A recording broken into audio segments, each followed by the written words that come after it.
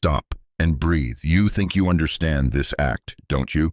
You believe it's merely an unconscious reflex, a simple mechanism that sustains life in your chest. Billions of times in your life you have inhaled and exhaled, never knowing you held the very key to creation, a sacred tool with the power to sculpt your reality. This book won't teach you how to breathe. It is here to awaken the memory of why you breathe. We've been taught that to get what we want, we must fight, strive, and struggle. We push against the current of life, exhausting ourselves in an endless chase. But that is an illusion. The universe doesn't respond to struggle. It resonates with your frequency. Your presence is more powerful than your striving. And your breath, in its primordial rhythm, is the very compass that tunes that frequency. By focusing on its rhythm, you are communicating with the universe in its most primal language, creating your life not from conflict, but from stillness. The true power lies not in the inhale or the exhale. It is hidden in the subtle space most people miss, the moment of stillness between breaths. That sacred pause is the doorway to the field of infinite potential. It is the zero-point field where intention is seeded, where a thought begins its journey into form, and where all true creation begins.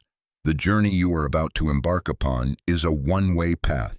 Once you truly recognize the creative power within your breath, you can never return to your previous unconscious life.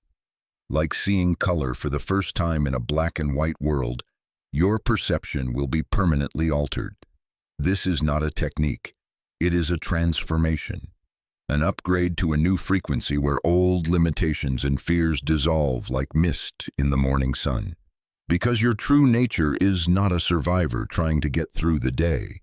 Your true nature is the creator. To breathe consciously is not to learn a new skill, but to return to a memory, to awaken a dormant inner power. From this moment on, every breath you take is an affirmation of that power, the power to consciously design an extraordinary life rather than to live by default.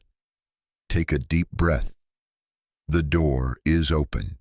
Welcome home. Chapter 1. The Breath of Command. In a kingdom of mist-shrouded mountains and sprawling keeps, there lived a man named Elara. He was not a lord or a knight, but a stonemason, his hands calloused and his back in constant protest from the weight put of his craft. His greatest ambition, the singular dream that drove his days and haunted his nights, was to be commissioned to build the new wing of the Royal Library. This was more than a job. It was the key to securing his family's future, to lifting them from the precarious edge of poverty that had been their home for generations. The gatekeeper to this dream was Lord Valerius, a man whose gaze was as severe and unyielding as the granite Elara himself carved. For months, Elara had tried every approach his mind could conceive. He submitted meticulous designs that showcased his skill and vision. He pleaded for an audience only to be turned away at the gates of the Lord's manor. He undercut his prices, offering his masterwork for a pittance in the hopes of appealing to the nobleman's sense of economy. Every effort was a door slammed shut, a wall of indifference growing taller and more formidable with each rejection. The weight of his failure pressed down on him heavier than any stone he had ever lifted. His breath grew shallow, a constant, panicked rhythm that mirrored the frantic beating of his heart. He was trapped, a prisoner of his circumstance, his future locked behind a gate to which he could not find the key. Desperate and weary, Elara retreated to the ancient quarry at the foot of the silent mountains, the place where his father and grandfather had taught him his craft. The air here was different still, ancient and filled with a quiet power. He sat on a roughly hewn block of marble as the setting sun cast long, sorrowful shadows across the land. He felt a profound sense of defeat. He had tried, he had striven, he had exhausted his external force, yet the great gate to his aspiration remained sealed. In his exhaustion, he let out a shuddering sigh, a sound of complete surrender, and in that moment of letting go, something shifted. For the first time in months, He noticed his own breath. It was a broken, desperate thing. He observed how it caught in his chest, how it seemed to barely fill his lungs. It was the breath of a man begging the world for a chance. And in that quiet observation, a thought as gentle as a whisper on the wind entered his mind. What if the gate isn't locked from the outside? What if I am the one holding it shut from within? He closed his eyes. He thought of the unyielding strength of the mountains that surrounded him. He drew a breath, not the shallow gasp of lack, but an emulation of the silent, unshakable presence of the mountain itself. He imagined the air filling him not just with life, but with the very essence of stability and authority. He inhaled slowly, deliberately, feeling his lungs expand to their fullest capacity. He held that breath for a moment, a point of perfect stillness and command. Then he exhaled with the same control, not as a sigh of desperation, but as a silent declaration of his own worth. He was no longer asking, he was becoming. He repeated this rhythm, each breath a deliberate act, a conscious alignment with the power he sought. He was no longer requesting the commission. He was becoming the man to whom such a commission would naturally flow. This was no longer a plea. It was a command issued to the universe from the throne of his own being. Elsewhere in the kingdom, in a scriptorium filled with the scent of old parchment and drying ink, lived a scholar named Lyra. Hers was a world of words and ideas, her ambition to write a philosophy that could bring clarity and solace to a kingdom troubled by discord. Her mind, however, was a tempest. Her thoughts raced fragments of brilliance lost in a chaotic storm of self-doubt and intellectual anxiety. The more she tried to grasp the great unifying truth she sought, the more it eluded her like a wisp of smoke. Her breath was a reflection of her inner state, shallow, erratic, and unconscious. It was the breath of a mind chasing its own tail, a low-grade constant panic that was fueling the very confusion she longed to escape. She believed the answer lay in more books, more study, more frantic effort. She saw the gate to wisdom as something external, a rare text she had yet to find, a master she had yet to meet. One evening, frustrated to the point of tears, she pushed aside her scrolls and threw open her study window. The cool night air rushed in, carrying the smell of earth after a rain. On an impulse, she did something she hadn't done since she was a child. She simply observed the steady, gentle rhythm of the sleeping world. She saw the deep, slow pulse of life in the sway of the ancient oak outside her window. She felt the calm, unwavering energy of the moon. Emulating that profound stillness, she began to breathe with the world. She inhaled the peace of the night, letting it fill the chaotic spaces in her mind. She exhaled the frantic energy, the desperate need to know. Each conscious breath was an anchor pulling her from the storm of her thoughts into the quiet center of her being. She was no longer hunting for wisdom. She was creating the inner space for wisdom to arise. The next morning, Lyra did not reach for a book. She sat by her window and for 1 hour did nothing but breathe. She breathed with intention, with purpose, with the silent command that clarity would be hers. And as she did, the tempest in her mind began to still. Ideas no longer conflicted but connected. Insights that were once fleeting now settled with a gentle certainty. The grand philosophy she had chased on the outside began to blossom from within, its structure elegant, its message clear. She had discovered that the key to the library of universal wisdom was not bound in leather and ink, but was forged in the silent rhythm of her own breath. The universal law. These stories illuminate a foundational truth. Your outer world is a direct reflection of your inner state. The great gates of life to prosperity, love, wisdom, or power are not locked by external forces. They are held shut by your own unconscious energetic patterns, which are maintained and reinforced by the most automatic and overlooked act of your existence, your breath. To breathe unconsciously is to be in a state of perpetual silent agreement with your current reality. It is a whisper of submission to the universe saying, I accept what is given. It is the invisible chain that binds you to the very circumstances you wish to change. Every shallow, automatic breath you take is a vote to stay exactly where you are. You are not a victim of fate. You are a prisoner of your own unconscious, energetic signature. The shift from this passive acceptance to active creation is the purpose of conscious breathing. When you take command of your breath, you are no longer petitioning the universe for favors. You are no longer begging for a different reality. You are issuing a command. You are shifting from a beggar to a sovereign. A deliberate, rhythmic, conscious breath is a declaration of power. It is a clear signal, a broadcast of your will that realigns the field of potential around you and draws your desired reality into form. This transformation is not a mystical gift bestowed upon a chosen few. It is a skill, a technology of the soul that can be learned and practiced. The most profound changes in destiny erupt not from grand dramatic gestures, but from the disciplined conscious practice of simple breaths. Through this practice, you open a direct line of communication with the universe, learning its language and becoming a co-creator of your own life. Practice the breath of command. Find a quiet space where you will not be disturbed for 5 minutes. Sit upright, spine straight but not rigid, either in a chair or on the floor. Close your eyes. Release the old exhale completely through your mouth, making a gentle whoosh sound. Empty your lungs entirely. Let go of the day, the worries, the old reality.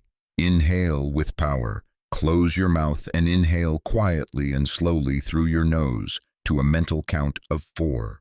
As you inhale, do not just take in air. Imagine you are breathing in the very essence of what you desire. If you seek strength, breathe in the feeling of an unshakable mountain. If you seek clarity, breathe in the feeling of a crystal clear sky. Feel this quality entering your body and filling every cell. Hold with certainty. At the top of the inhale, hold your breath for a count of 7. In this stillness, know that what you have inhaled is now yours. This is the moment of command. It is a silent, powerful affirmation that your inner state is now aligned with your desire. There is no doubt, no hope, only certainty. Exhale with authority. Exhale slowly and completely through your mouth to a count of 8, again with a soft whoosh sound. As you exhale, release any lingering doubt, fear, or attachment to your old reality. You are not just releasing air, you are releasing the old you. You are making space for the new reality to manifest. Repeat this cycle 4 to 7, 8, 4 times to begin. Do not treat this as a mere relaxation exercise. This is a profound act of creation. With each cycle, you are consciously rewriting your energetic signature. You are shifting from the unconscious breath of a prisoner to the conscious breath of command of a creator. Practice this daily and watch as the great gates of your life begin to swing open, not by force from without, but by turning the key from within. Chapter 2. When the river flows through you. In a valley blessed with abundance, where the river coiled like a silver ribbon, lived a farmer named Kale. His land was fertile, but his mind was barren with worry. Every season was a battle. Kale fought the soil, trying to sow his seeds earlier to harvest before his neighbors. He fought the river, building makeshift dams to hold its water to his will, defying its natural rhythm of ebb and flow. He viewed the sky not with reverence but with suspicion, trying to anticipate and counteract its every rain or drought. Kale's world was one of resistance. He believed that reward came from relentless effort, from bending nature to his will. Yet his harvests, for all his toil, were never as bountiful as he expected. His plants were frail, his soil grew exhausted, and his own body ached with the fatigue of his unending war. He would look upon the other farmers who seemed to work less but reap more, and his heart would fill with resentment. He assumed they were lucky, or that they held some secret they would not share. His striving had created an invisible wall, fencing him off from the very prosperity he so desperately sought. His breath mirrored his struggle. It was sharp, tight, and always slightly held, as if bracing for the next fight. One afternoon, after a hastily built dam was shattered by the river's powerful surge, washing away his hopes with it, Kyle collapsed on the riverbank in total defeat. He had no fight left in him. He just sat watching the water flow. For the first time, he wasn't looking at it as an adversary to be conquered, but was simply observing.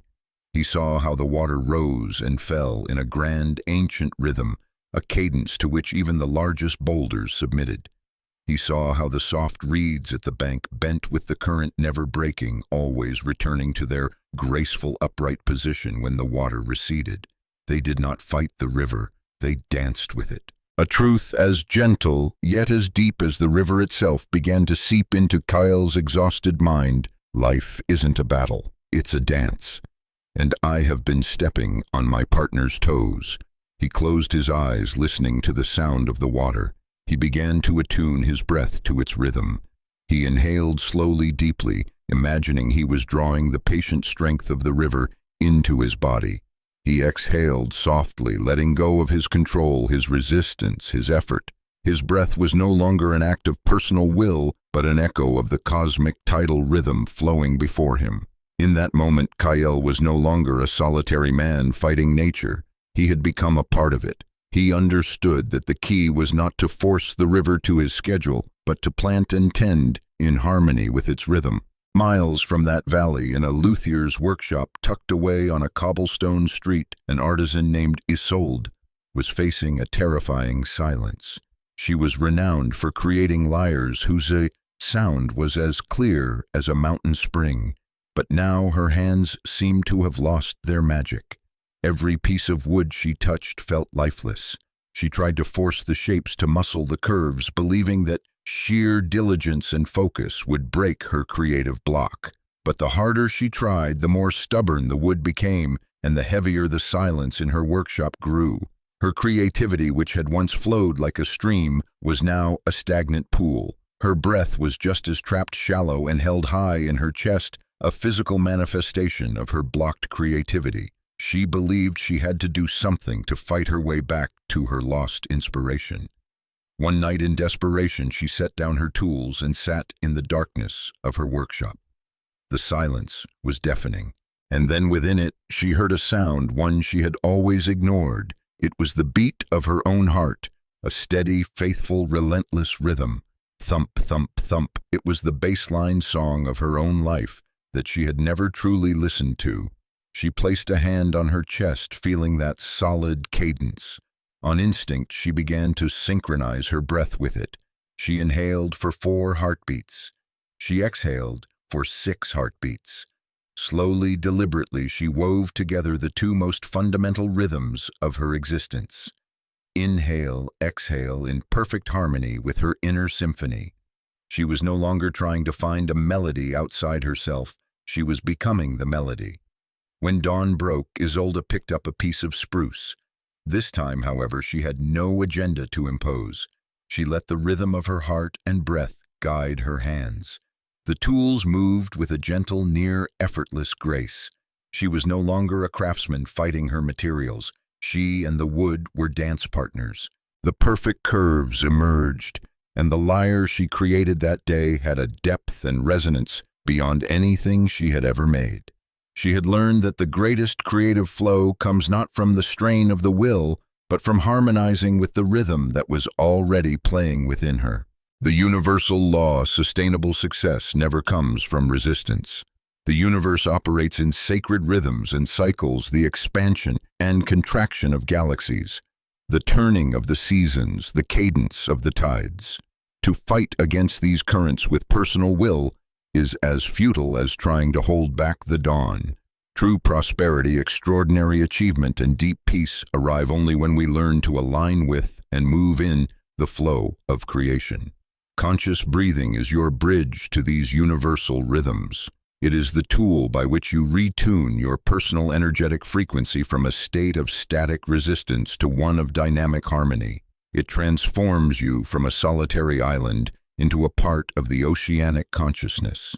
To breathe unconsciously is to row against the current, expending energy for little gain. To breathe consciously is to raise your sails to catch the universal wind allowing it to carry you gently to your desired shore. The core transformation is from striving to flowing. Striving creates friction and exhaustion. It sends a signal of resistance to the universe. The lesson is to learn to allow rather than to force. When you breathe in rhythm with the universe, you allow your desires to be carried to you on the natural currents of energy with the ease of a leaf floating downstream.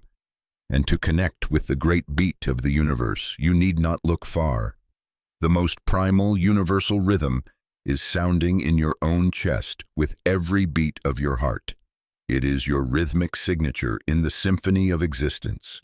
To synchronize your breath with your heartbeat is the first and most intimate practice for experiencing what it feels like to join the eternal dance of creation. Practice the coherence breath. Find a quiet place to sit or lie down comfortably. Gently close your eyes. Listen within place. A hand on your chest, wherever you can best feel your heartbeat. Spend a few moments just listening. Don't try to change it. Simply become aware of the steady, faithful rhythm sounding within you. This is your personal drumbeat. Find your rhythm. Begin to count silently along with your heart. You may find a natural pattern, such as inhaling for a count of 4 heartbeats and exhaling for a count of 6. Or perhaps it's 5 in and 5 out. Don't force it. Find a pattern that feels comfortable and relaxing. Merge with the flow. Once you have your rhythm, continue for several minutes. Inhale synced with your heart. Exhale synced with your heart. Imagine that with every inhale you are harmonizing with the universe. With every exhale you are letting go of all resistance. Carry the cadence. When you finish, carry this feeling of coherence with you into your day. Anytime you feel stressed or find yourself striving, pause for a moment, place your hand on your heart and find your rhythm again. This practice is more than just relaxation. It is a conscious act of synchronization. You are learning to stop fighting and start dancing. By aligning with your inner rhythm, you automatically align with the flow of life, where all things come to you with ease and grace. Chapter 3. The Invisible Throne. News of the Royal Library's new wing spread throughout the kingdom. The work of Alara the stonemason was not merely an architectural masterpiece. It possessed a harmony and stillness so profound that all who entered felt their own minds quieted. Prosperity had come to his family, but a far deeper change had taken place within the man himself. Alara carried a grounded peace, a quiet self-possession that left him unmoved by the world's praise or criticism. He worked with a light-hearted joy, showing no trace of his former desperate ambition. And it was this change, not his talent, that began to cause invisible ripples. Lord Valerius, once the iron gatekeeper to his dreams, now watched Alara with a growing confusion. He saw a man who no longer sought approval, a man who commanded respect without demanding it. Other craftsmen began seeking Alara out at first for advice on stonework, but soon they lingered simply to be near his calming energy. They began to resolve their own disputes, finding solutions to their problems without needing the Lord's arbitration. The power of Valerius, built upon the dependence and need of others, began to falter. The Lord could not understand Alara's power, and because he could not understand or control it, he began to fear it. That fear curdled into suspicion. Whispers began to spread from the Lord's manor, insinuating that Alara was using some form of dark magic, some forbidden art to bewitch people. They did not fear the miracle. They feared a man who had become sovereign unto himself, one who no longer needed the external power system to define his reality. Alara felt the shift in the air, the coldness in the eyes of those who once admired him. He realized that the peace and self-mastery he now projected were being interpreted as a challenge. He understood a profound truth. True power needs no display. It requires no stage. Meanwhile, the writings of Lyra the scholar, born from the stillness of her mind, had been quietly copied and passed from hand to hand. Her words were not a complex doctrine, They simply pointed a way for each person to find truth and guidance from within a personal connection to the universe, without the need for complex dogma or intermediaries. But light, no matter how gentle, can be blinding to those accustomed to shadow. Her work reached the high council of scribes, the monopolistic keepers of sanctioned knowledge in the kingdom. They summoned Lyra. They did not debate the philosophical merits of her writing. They interrogated her authority. "Who gave you permission to teach these things?" the head elder asked, his voice cold as steel. They did not claim her words were false. They claimed they were dangerous. Dangerous because they suggested that people did not need them, the gatekeepers of knowledge, to find truth. It returned power to the individual. They ordered her scrolls to be confiscated and burned. The core message, suppressed for ages, was once again under attack, a message of devastating simplicity. You do not need external permission to change your life. Fortunately, Lyra had been warned. She knew a direct confrontation would only lead to destruction. She fled not out of fear, but out of wisdom. She understood that the system does not fear a lie. It fears a truth that makes the system itself obsolete. She vanished from the capital, taking her wisdom with her, and began to teach not in public squares, but in quiet circles of genuine seekers. She had learned to share her light with subtlety, like the moon, not a consuming fire. The universal law, personal sovereignty, is the greatest threat to any system of control. When an individual awakens their ability to self-heal, self-create, and self-define their reality, they automatically unplug from a dependency on external power structures, be they medical, economic, or political. It is this self-possession, not the miracles themselves, that terrifies the gatekeepers of the old order. In a world that operates on accepted limitations, anyone or anything that transcends the established framework is more likely to be seen as dangerous than as admirable. The fear of the unexplainable and uncontrollable is why true wisdom has often been veiled or taught only in secret. The mastery of the breath, the simplest tool for connecting to innate power, is an act of reclaiming sovereignty. This is a truth that has been intentionally complicated, mystified, or forgotten in order to maintain a society built upon the perceived helplessness of the many. Therefore, as your power grows, so too must your wisdom in how you wield it. Rather than displaying your abilities and inviting unnecessary attention or resistance, learn to operate your energy silently. Become a powerful but invisible force for change, like an underground river quietly eroding bedrock from below, shaping your reality from within without causing disruptive ripples on the surface. Practice the breath of invisibility. This exercise is not about hiding who you are, but about modulating your energy field so that it does not send out signals that trigger fear or resistance in others. It is the art of being quietly powerful. Sense your field. Sit quietly and close your eyes. Practice a few rounds of the coherence breath. Chapter 2. To enter a state of stillness. Then visualize or feel your energy field, your aura radiating around your body. It may be bright and expansive from your practice. Inhale stillness. As you inhale slowly through your nose, imagine you are breathing in the silence of deep space. Not an emptiness, but a stillness pregnant with potential. Exhale and condense. As you exhale slowly through your mouth, visualize your energy field gently contracting, drawing closer to your body.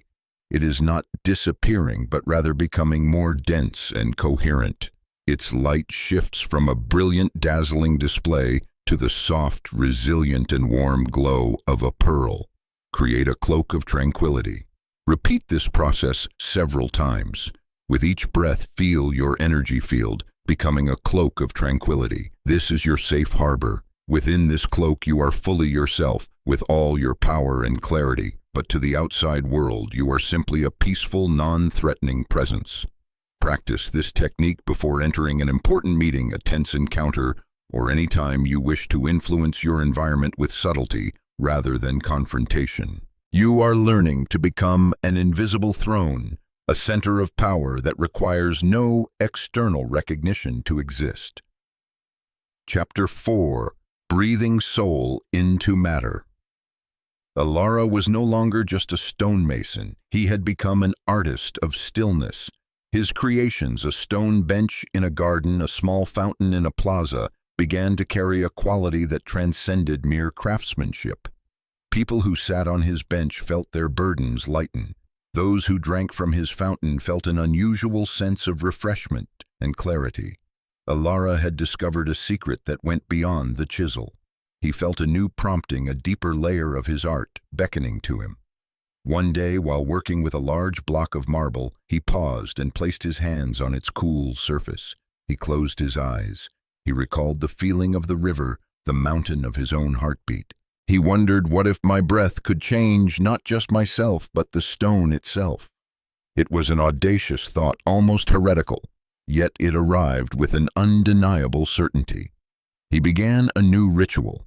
Before he touched his tools, he would place both hands upon the slab. He would take a deep breath, inhaling not just air, but visualizing himself drawing in a shimmering, invisible life force from the universe. He felt it gather in his chest, warm and potent. Then, as he exhaled, he did not release his breath into the open air. He leaned down and breathed out gently, intentionally, upon the surface of the stone. His breath carried a silent command, a clear intention: become a place of peace. Bring rest to those who touch you. He was no longer a craftsman acting upon an object. He had become a conduit, channeling the soul of peace into matter. The breath was the tangible vehicle for that intangible energy, transforming the stone from an inanimate thing into an object with a purpose. In the secret room where Lyra taught, the atmosphere was often initially heavy. Her students came with a deep yearning, but they also carried the fear of defying accepted doctrines. Lyra realized that her wise words, however profound, were struggling to penetrate that wall of tension.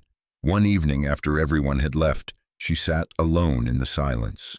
She remembered how she had used her breath to still the storm in her own mind. She looked around the empty room, and a new awareness dawned. I am not a container of peace for my own use. I can be a conduit to radiate it into this space. The universe was not just around her, it was constantly flowing through her, and she could direct that flow. From that day forward, Lyra arrived early for every lesson. She sat in the middle of the room, closed her eyes, and began to breathe. On the inhale, she visualized drawing in not air, but the essence of clarity and safety from the vast cosmos. On the exhale, she wasn't just releasing carbon dioxide. She intentionally directed that stream of energy outward, filling every corner of the room. Her breath became an invisible mist of tranquility, seeping into the wooden walls, the simple benches, and the very air itself.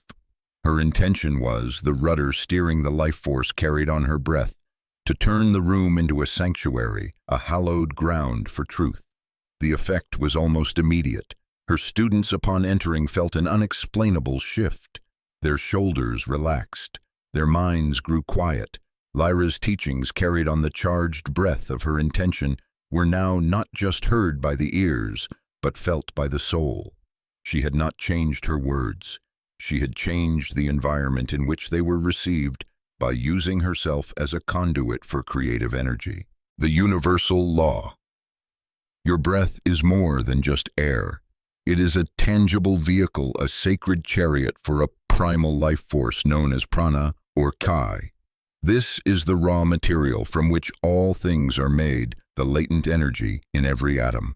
Recognizing and feeling this current in every breath is the first step in shifting from a passive being to an active creator. You are not a static reservoir hoarding energy for yourself. You are a living river, a conduit for the infinite life force of the universe to flow through. Through conscious breathing, you widen your riverbed, allowing a greater volume to flow through you, and learning to direct it wherever you choose toward a goal, into a space, a relationship, or an object. True creation at its highest level is the art of infusing energy into matter.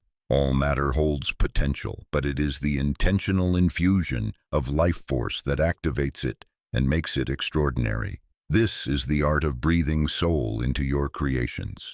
It turns a drawing into an inspiring work of art, a house into a home, a common object into an item of power, purpose, and energy. This life force follows your attention.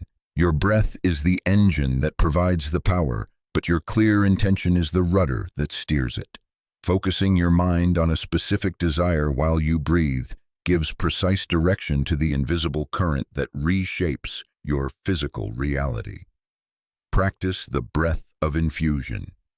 This exercise will teach you to intentionally infuse an object with life force. Begin with something simple and receptive, a glass of water. Preparation. Pour a glass of water and place it before you. Sit quietly with your hands resting comfortably in your lap. Take a minute to center yourself with the coherence breath. Chapter 2.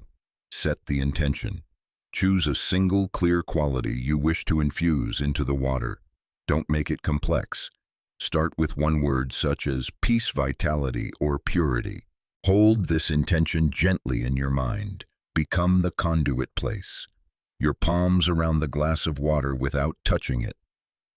Inhale. As you inhale slowly through your nose, visualize drawing your chosen quality, e.g., vitality from an infinite universal source into your heart center. Exhale.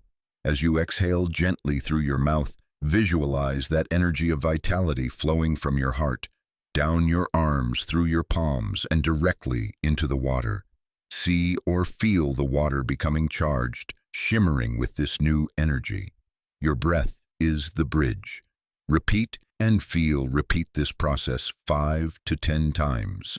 With each repetition, allow your feeling and conviction to grow. You are performing a sacred act of creation. Completion. When you feel the process is complete, pick up the glass. Observe it for a moment, then drink it slowly and consciously, knowing that you are taking into your body not just water, but the very energy and intention you have infused within it. This is the first step toward becoming a conscious creator. By practicing with simple things, you are training your ability to breathe soul into every aspect of your life. Chapter 5. The Reflecting Mirror. Kael the farmer, who had learned to dance with the river, now lived in deep harmony with his land. His harvests were bountiful, and peace was his constant companion.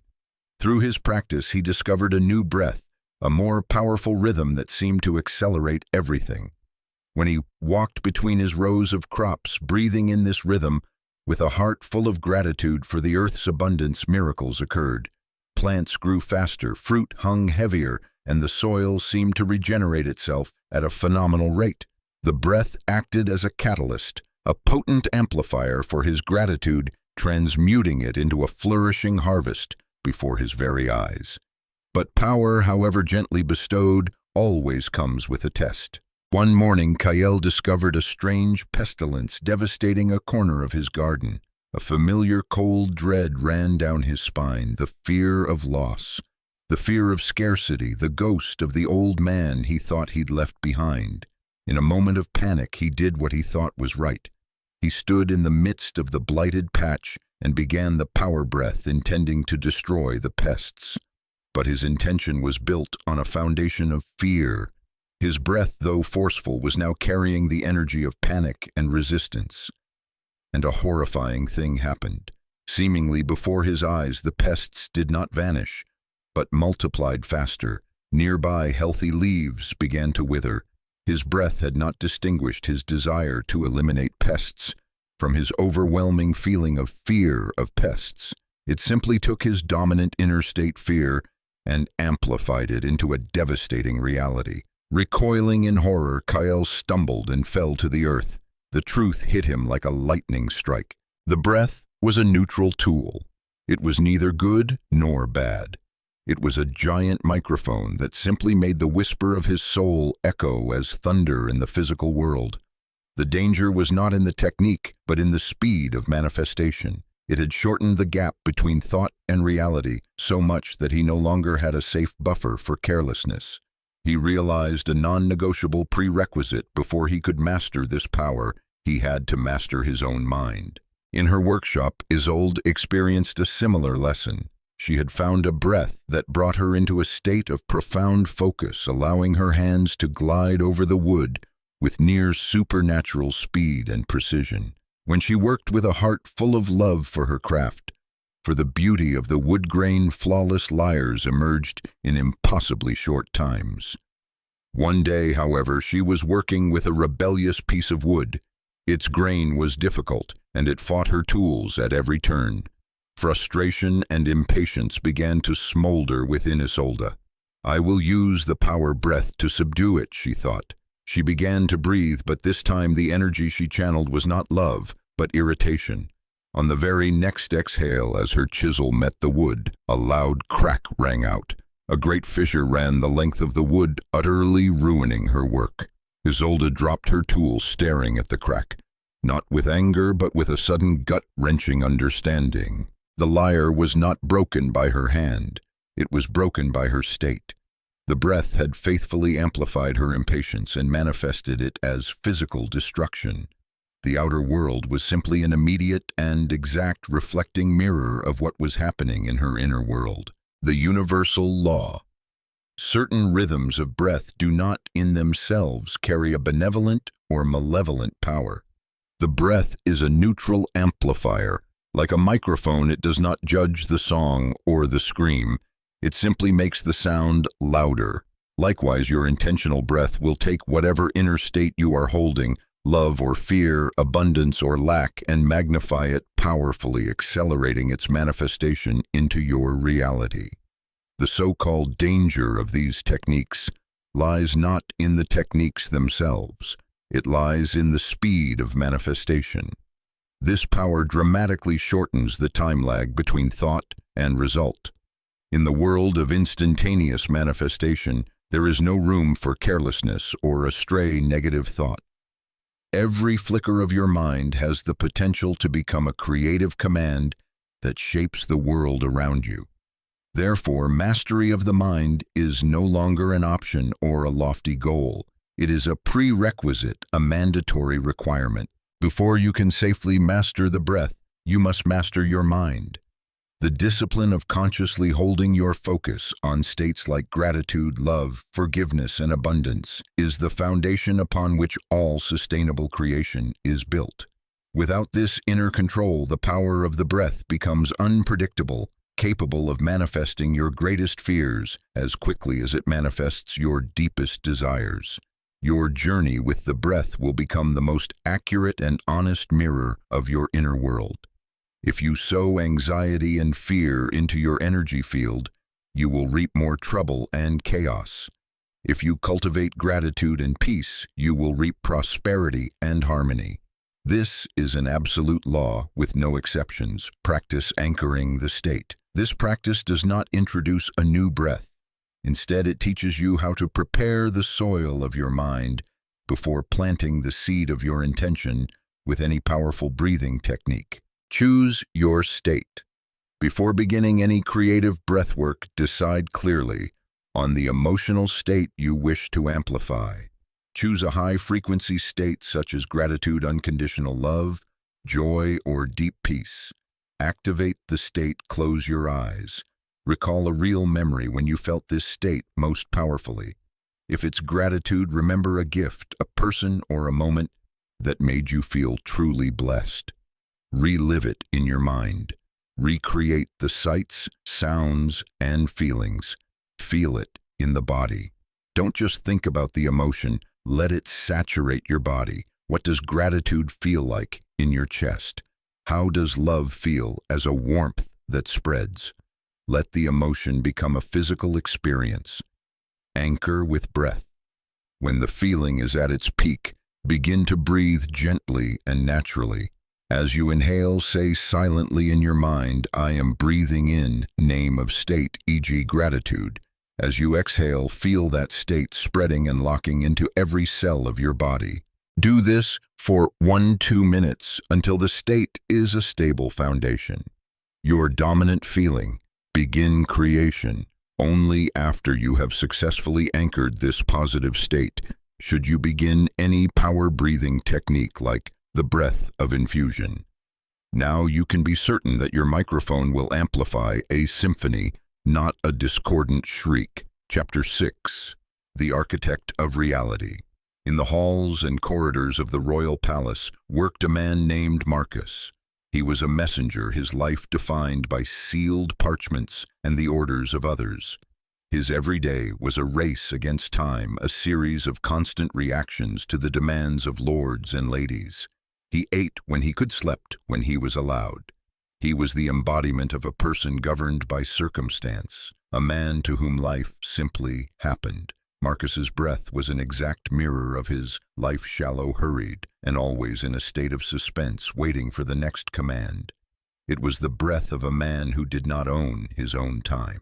He would often look at people like Ilara, the serene stonemason, or hear tales of the scholar Lyra's wisdom and believe they were born with a gift he lacked. He saw himself as a victim of fate, a pawn on the chessboard of the powerful. A low-grade resentment simmered within him, a feeling of powerlessness that ate at his soul daily.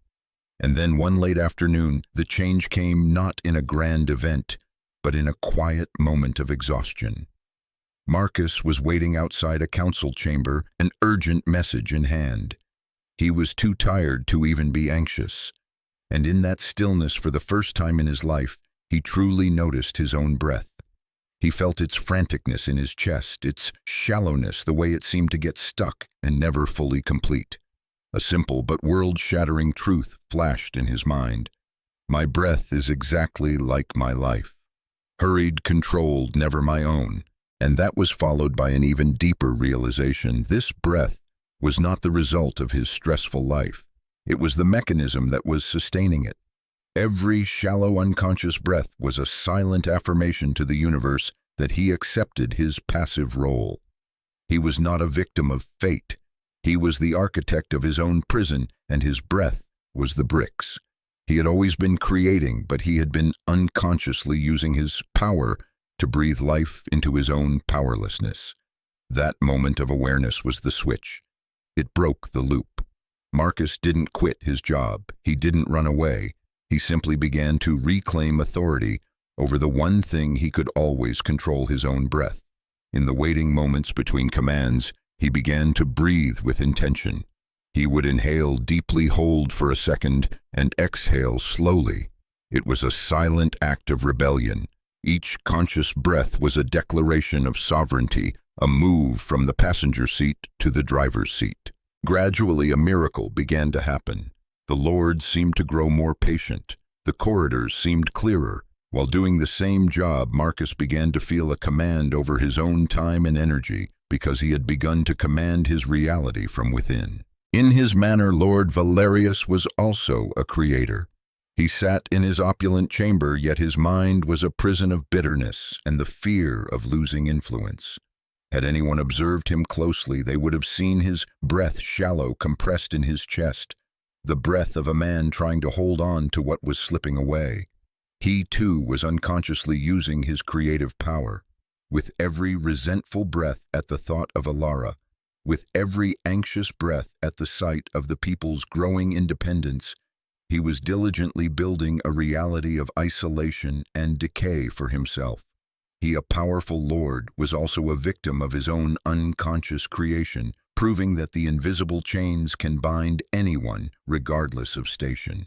The universal law. The shallow, rapid, anxious breathing that most of humanity unconsciously performs every day is not a harmless reaction. It is the very mechanism that continuously programs and reinforces the victim state. It keeps you locked in a reactive loop where you can only cope with what life does to you, instead of actively creating the life you desire. The truth is, you have always been creating. The problem has never been a lack of creative power. The problem is what you have been using that power to create. Unconsciously, you have used your own life force carried on your breath to breathe life into your own limitations. your fears, your excuses, and your failures. Your breath has been building the walls of the invisible prison around you. Therefore, the shift from unconscious to conscious breathing is not merely a wellness exercise.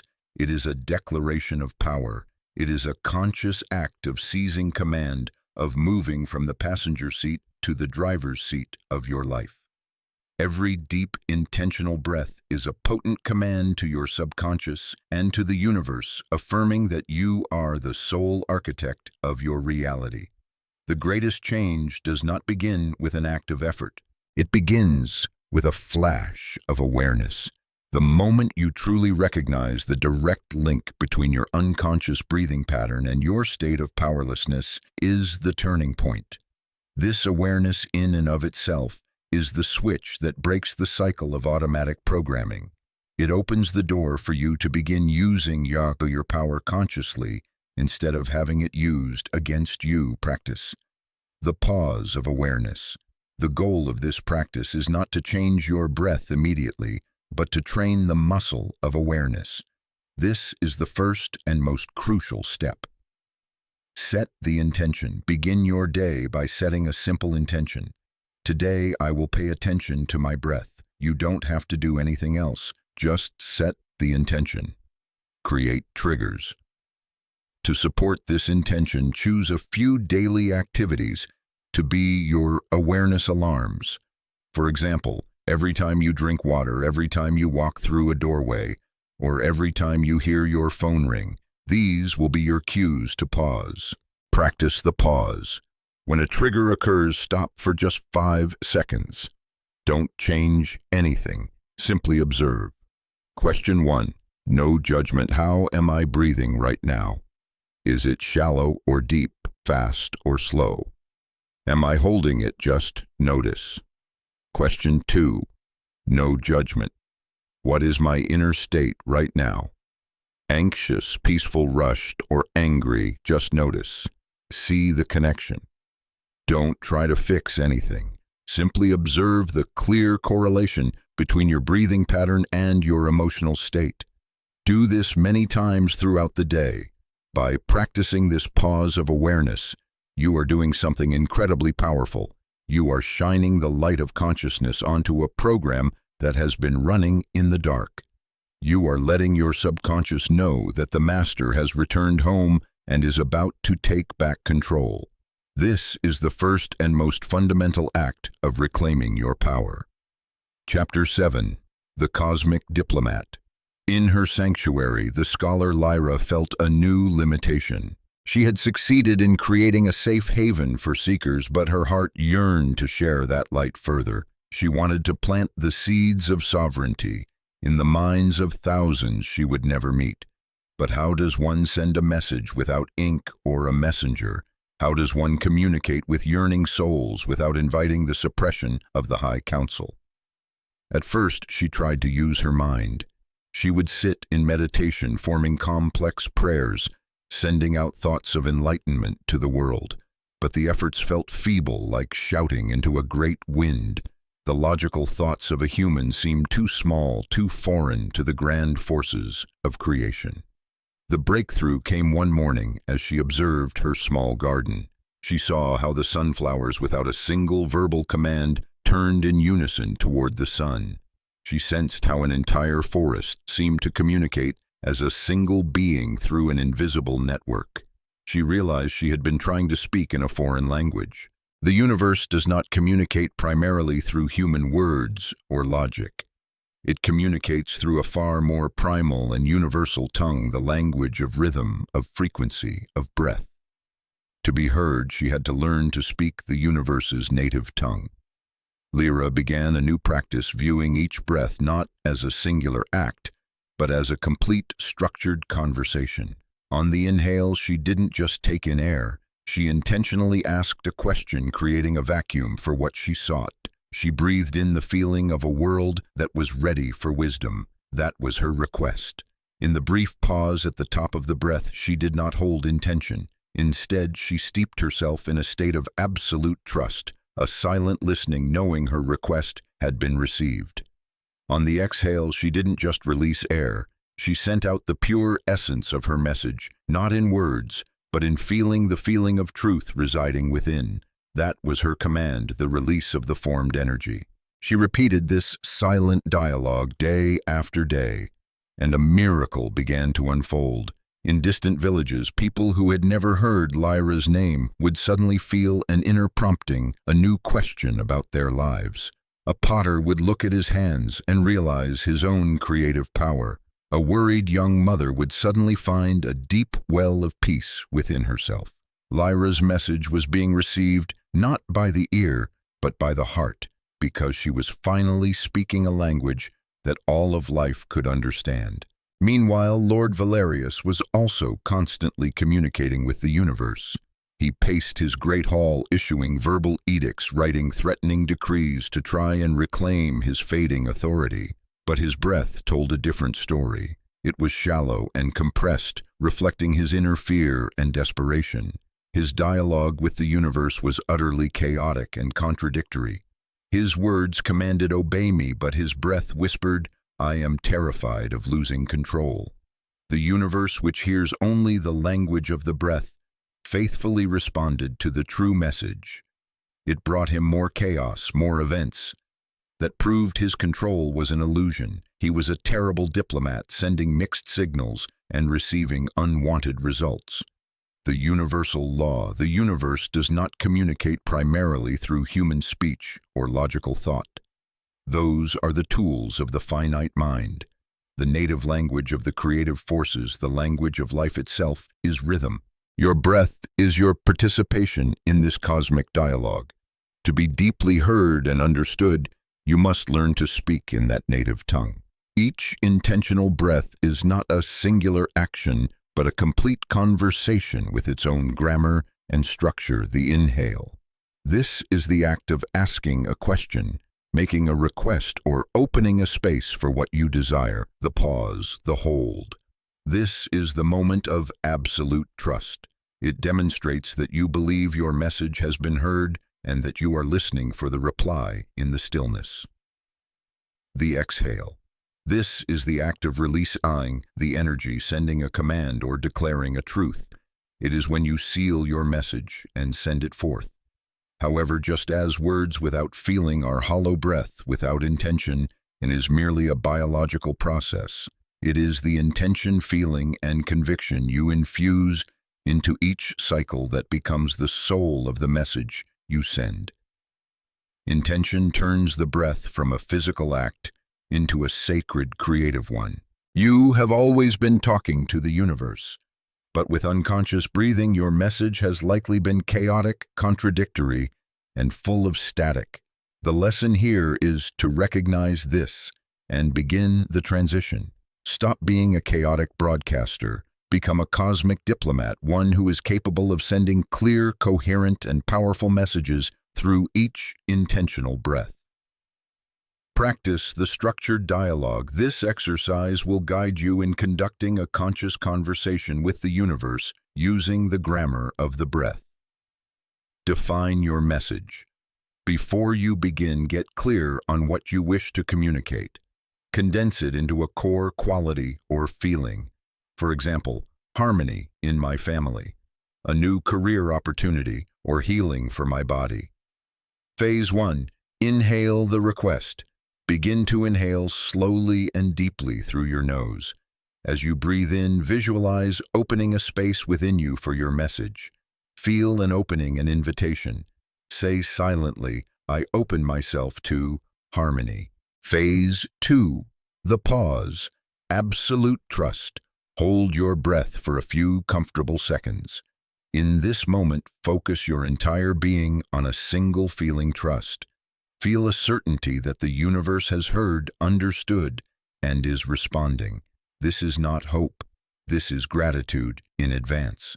Phase 3. Exhale. The command. Begin to exhale slowly through your mouth. As you breathe out, release the energy of your message into the world. Feel it as a wave of energy sent from your center. Say silently with firm conviction, "My command is harmony." Repeat this dialogue 5 to 7 times. By practicing this, you are no longer whispering hopeless pleas. You are becoming a powerful interlocutor, a cosmic diplomat speaking to the creative forces in their own language. Chapter 8. The Soul's Awakening Bell. In a bustling quarter of weavers lived a woman named Elena. Her life was not one of hardship or overt oppression. Her life was quite simply a loop. Each day she would wake, sit at her loom, weave the same patterns as the day before, sell them for the same unvarying price, and go to sleep. She lived within a tapestry woven from familiarity, a gray world of predictability. Her breath was its perfect match, shallow, even and unconscious, perfectly synchronized to the monotonous thump, thump, thump of the loom. She believed this is just how life is. Her unconscious breath was not neutral. It acted as a hypnotic drug, lulling her into a deep slumber of normalcy. It kept her perfectly attuned to the frequency of limitation, dullness, and the scarcity consciousness of her environment. She had come to believe that the walls of her routine were the whole of reality. Her prison had no bars, but it was incredibly solid, for she herself was the jailer who had unwittingly synced her breath to the rhythm of mediocrity, locking her own extraordinary potential away. Then one day, the trance was broken, not by a grand event but by a small miracle. A strange bird with feathers of a cerulean blue and crimson red she had never seen landed on her windowsill. Its song was not a simple melody. It was complex, wild, and unpredictable. In that moment of awe, as the sound of her loom seemed to dissolve, Elena for the first time recognized the contrast between the vibrant life of the bird and her own existence. She noticed her breath. It was as monotonous and predictable as the gray threads on her loom. The bird was her soul's awakening bell. That single moment of awareness was enough to begin shattering the hypnotic state. For the first time, she saw the walls of her normal prison. She understood that limitation did not exist out there. It existed within a mind that had been lulled to sleep. Elena did not sell her loom or flee the town. Her liberation was an internal act. The next day, before she began her work, she sat in silence. She closed her eyes and deliberately changed her breath. She no longer breathed in time with the loom. She inhaled, imagining she was breathing in the brilliant blue of the bird. She exhaled, imagining she was breathing out its wild and free song. She consciously introduced a new rhythm, a frequency of the extraordinary, into her very being. When she began to weave with this new breath flowing through her, her hands moved differently. Colors she had never dared to try, patterns she had never imagined, began to emerge under her hands as if by magic. Her tapestries were no longer the gray of repetition. They were a symphony of vibrant life. She had not waited for the world outside to change. She changed her own frequency first, and the material world had no choice but to follow. The universal law. Your unconscious breath is never neutral. It acts as a subtle but extremely powerful hypnotic drug. It syncs you with the rhythm of limitation, dullness, and the scarcity consciousness of your environment. It lulls you into a slumber of normalcy, making you believe that the walls of your current circumstances are the whole of reality. The most dangerous prison is not built of bars and stone. It is built from the passive acceptance of a normal life and its accompanying limitations. The very act of synchronizing your breath to the frequency of mediocrity is what locks your extraordinary potential away. Limitation does not exist on the outside. It exists only within a mind that has been hypnotized by its own breath. If unconscious breathing is the soul's sleeping pill, then conscious breathing is its awakening bell. Just one intentional breath, one breath taken with the intent to break free from the trance, is enough to begin shattering the hypnotic state. It immediately lifts your awareness beyond the accepted boundaries and allows you a glimpse of the infinite possibilities that have always existed just behind the veil of the ordinary. Therefore, you do not need to wait for external circumstances to change to be free. You do not need anyone's permission. True liberation is an internal act, and it begins right here, right now. By consciously changing your breathing pattern, you change your frequency first. It is this internal shift in frequency that will naturally dissolve your invisible chains. Free yourself from within, and the outer world will have to rearrange itself to reflect your newfound freedom. Practice the pattern-breaking breath. This exercise is designed to actively shatter the hypnotic rhythm of normalcy and introduce a current of new, extraordinary energy into your field. Acknowledge the trance, sit quietly, and close your eyes. For 1 minute, don't try to change anything. Simply observe your normal breath. Feel its monotonous automatic rhythm. Acknowledge that this is the very hypnotic beat that has held you in your current state. Summon an extraordinary spark. Now search your memory for a moment of awe, pure beauty, or wild joy. It could be a spectacular sunset, the sound of an epic piece of music, the feeling of freedom running through a field as a child, or a moment you laughed until you cried. Choose one and relive it. Feel that energy in your body right now. Perform the pattern-breaking breath. Now we will shatter the old pattern with a new, dynamic rhythm. Take a quick, sharp inhale through your nose like a gasp of wonder as you witness a miracle. Hold the breath for 2 to 3 seconds, allowing the feeling of the extraordinary to saturate and fill you. Exhale in a long, slow sigh through your mouth, a gentle sigh of satisfaction and delight. Let this breath carry the feeling of release. Affirm your liberation. Repeat this breath 5 to 7 times. As you do, hold this intention in your mind. I break with the ordinary. I welcome the extraordinary. Use this practice anytime you feel you are falling into a state of repetition, dullness, or stagnation. It is your tool to awaken your soul, to remind yourself that you were not made to live in a world of gray, but to weave a vibrant tapestry with your own energy and intention. Chapter 9. The Painter of the Canvas. In the solitude of his vast manor, Lord Valerius hit the bedrock of his failure. His power had evaporated, his commands had become meaningless, and the respect he once took for granted had given way to indifference. His outer reality was a bleak portrait of loss and decay. Stripped of all distractions in the deafening silence of his defeat, he truly felt himself for the first time, and what he felt was suffocation. A constant constriction in his chest, a sense that he was holding his breath even as he was breathing. His breath was short, shallow, and tightly controlled.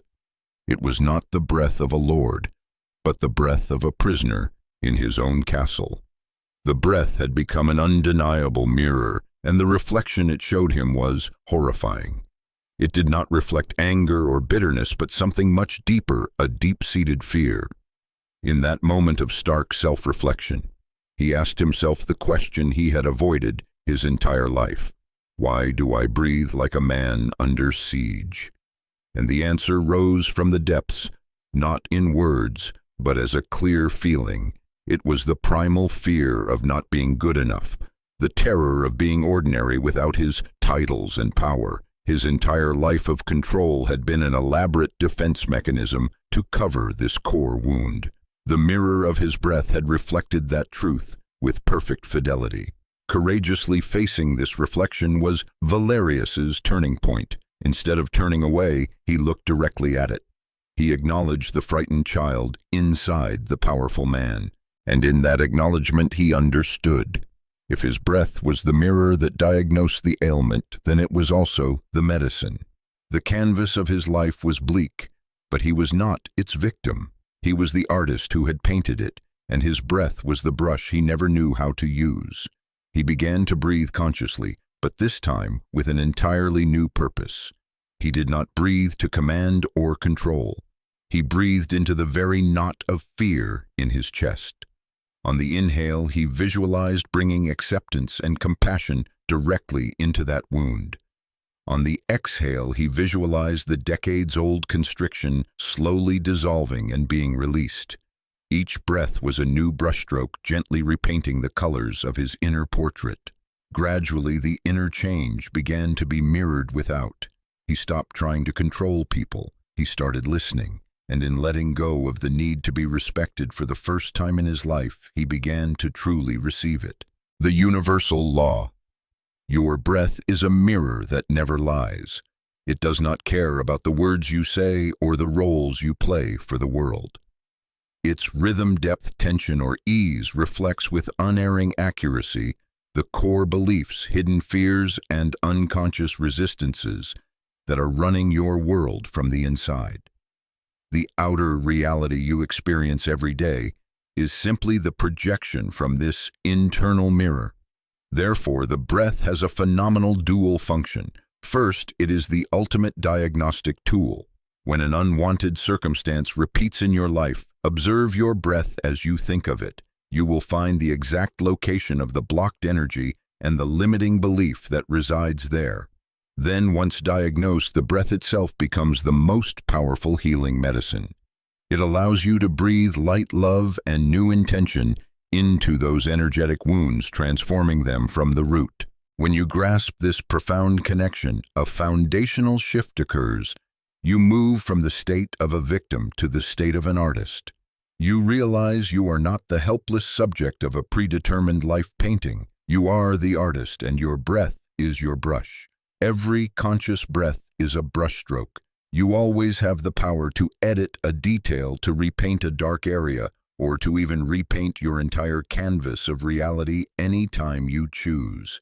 This transformation, however, requires one prerequisite: courage. Change cannot happen if you constantly avoid looking at the truth the mirror is reflecting. The lesson here is to bravely use your breath as a tool for self-inquiry, to face your own shadows, fears, and limiting beliefs. Only after courageously observing and acknowledging what is reflected can you begin the process of healing and pick up the brush to consciously repaint it. Practice the mirror and the brush. This exercise will guide you to use the dual function of the breath to diagnose a problem and then to heal it. Choose a part of the canvas. Think of a recurring negative issue or circumstance in your life. It could be a relationship, a financial problem, or a feeling of insecurity. This is the part of the painting you wish to repaint. The diagnostic mirror. Close your eyes. Hold the image of that issue in your mind for a few seconds. Then immediately shift your full attention to your breath. Don't try to change it. Just observe. How does your breath react? Does it become shallower, faster? Do you tend to hold it? Where in your body do you feel a constriction or tension? In your chest, your throat, your stomach, pinpoint the exact location. This is where the energy of this issue is stored. Question the wound. Place a hand on the area where you feel the constriction. Breathe gently and ask silently into that very spot. What belief or fear lives here? Trust the very first answer that comes to your mind, whether it's a word or a feeling, e.g., I'm not worthy, I'm going to fail, it's not safe. Use the healing brush. You now know where the wound is and what its name is. Begin the process of repainting. Inhale. Breathe in slowly and intentionally, visualizing yourself, drawing a warm, golden, healing light directly into that point of constriction. Breathe in with the intention of acceptance and love for that wounded part of yourself. Exhale. Exhale slowly through your mouth, visualizing the constriction, the darkness, and the old belief dissolving like smoke and being completely released from your body. Repeat this healing cycle for several minutes. End by thanking that part of your body for revealing its message. You are shifting from fighting your shadows to holding a dialogue with them and healing them one brushstroke, one breath at a time. Chapter 10. The Breath of Acceptance. Alara the stonemason had now become a quiet legend in the kingdom. His creations not only stood against time, but they radiated a peace that healed all who came near. His material life was in harmony. His family was joyful, but deep within, he felt a final calling, a threshold he had not yet crossed.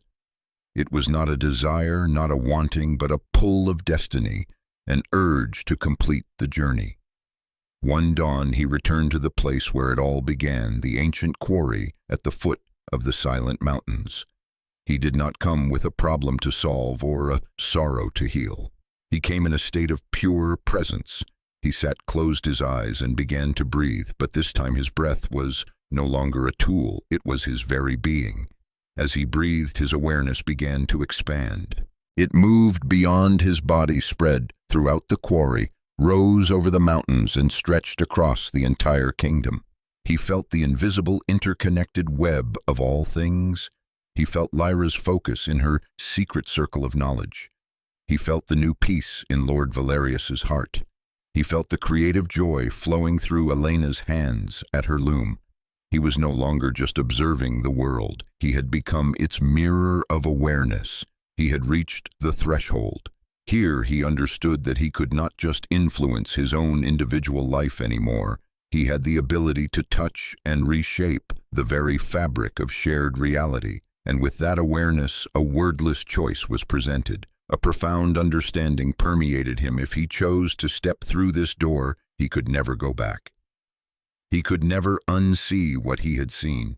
He could never again live in the safety of old limitations and perceptions. The simple life of Alara the stonemason would be over forever. His life would no longer be his own, but would become a sacred trust. His every thought, his every breath would be an act that affected the whole.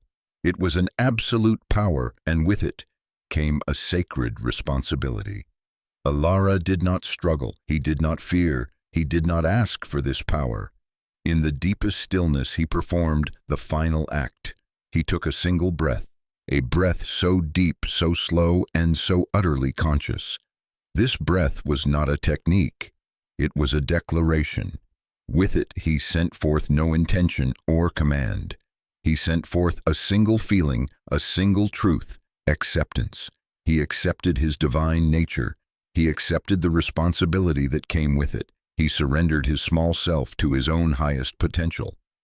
When Alara opened his eyes, the quarry was still the quarry. The sky was still the color of dawn. But he saw the world through different eyes. He was still Alara, but he was also something more.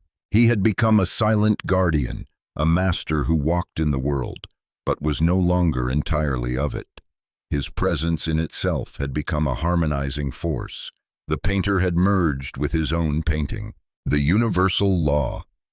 The journey of mastering the breath is not just a method for improving your life. It is a spiritual path that leads to an ultimate threshold. Here, questions of manifesting a new house or a better job become trivial. You are faced with the ability to reshape the very fabric of reality. This is the point where the practitioner becomes the master, where the creator becomes one with creation. Understand that crossing this threshold of power is an irreversible choice. It is not an experience to be tried and then discarded. Once you have seen how reality operates at its deepest energetic level, you can never return to the comforting safety of old limitations and perceptions. Be aware of the magnitude of this commitment before you take the final step. When you operate at this frequency, absolute power is met with sacred responsibility. You may feel a separation from the common concerns and conversations of the world. Your life is no longer your own. It becomes a trust, a silent vow to wield this power with the highest wisdom and for the greatest good of all. At this final threshold, you no longer ask, pray, or wish. All techniques become obsolete. The single key to crossing over is total acceptance.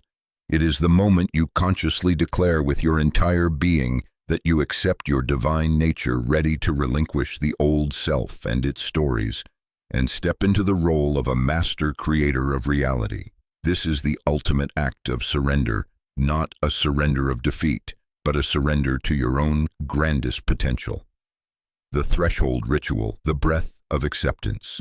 This is not an exercise for daily practice. It is a ritual, a gateway. It should only be undertaken when you feel a deep inner calling, when you have integrated all the previous lessons, and feel you are standing before a final choice. Preparation. Find a place that is deeply meaningful to you, a place where you feel most connected to life. Go there not in a state of need, but in a state of fullness and gratitude. The letting go sit in silence. Begin to breathe gently. With each exhale, consciously release a part of the old self. Breathe out your name. Breathe out your past. Breathe out your successes and your failures. Breathe out every story you have ever told about yourself. Empty your vessel. Enter the stillness. In the pause between breaths, allow yourself to sink into complete silence. This is the space of the threshold, the space of all potential, the breath of acceptance. When you feel ready, perform a single cycle of breath like a sacred vow. Inhale. Inhale deeply and slowly. As you breathe in, hold a single truth in your mind. I accept my true nature as a co-creator with the universe. This is not an affirmation to convince yourself. It is a recognition. The pause. Hold the breath in a moment of utter stillness. In this moment, there is nothing to do, nothing to say. There is only knowing. Exhale. Exhale with infinite slowness.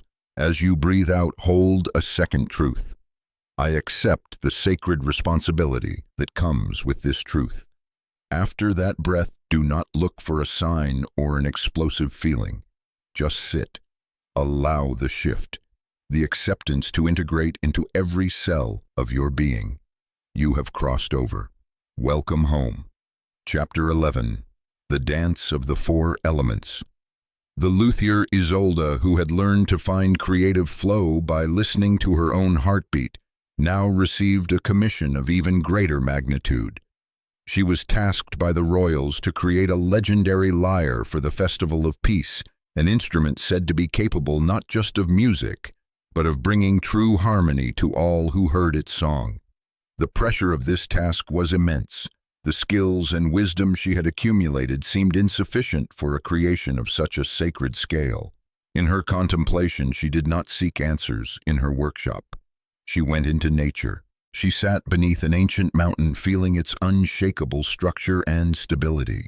She watched a river, seeing its persistent flow, how it bent and dissolved even the hardest stones. She gazed into a campfire, feeling its heat, its energy, and its power to transform ash into light. And she looked up at the sky, sensing the vast invisible space that allows all things to be. And then she realized, earth, water, fire, air, these were not four separate entities. They were four phases of a single creative dance. As that awareness dawned, she suddenly noticed her own breath. She saw that a complete natural respiratory cycle was not just an inhale and an exhale. It had four parts. The inhale, a pause at the top, the exhale, and a pause at the bottom. Her breath was the microcosm reflection of the great cosmic dance. She had found the key. Isolde returned to her workshop not as a craftswoman, but as a choreographer of the elements. The creation of the lyre was no longer a job. It was a ritual. The inhale, earth. As she selected the wood, she breathed to a new rhythm. She inhaled slowly, deeply, intentionally, summoning the energy of earth. She sought stability, perfect structure, and the steadfastness of the mountain in the very grain of the wood. Her intention was to give the instrument's song a solid foundation. The hold water.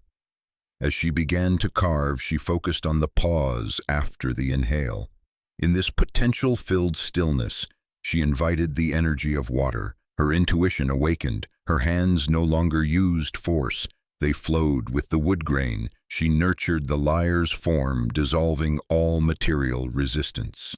The exhale, fire, for the stringing, which demanded precision and energy. She used the power of the outbreath. Each exhale was forceful and focused. She breathed the energy of fire into the strings, infusing them with passion resonance and the transformative power to create sound. The pause. Air finally. When the lyre was complete, before she played the first note, she performed the final phase. She exhaled completely and held in the pause of emptiness. In this space of air, she released all expectation, all attachment to the outcome. She gave the instrument to the world, allowing its sound the freedom to be. At the festival of peace, when the lyre sang, its sound washed over the valley. It was more than music. People who were arguing felt their anger dissolve. Those who were anxious felt a deep peace. The music seemed to speak directly to the elements within each person, rearranging them into a harmonious order. Isolde had not just built an instrument. She had collaborated with the universe to weave a miracle. The universal law.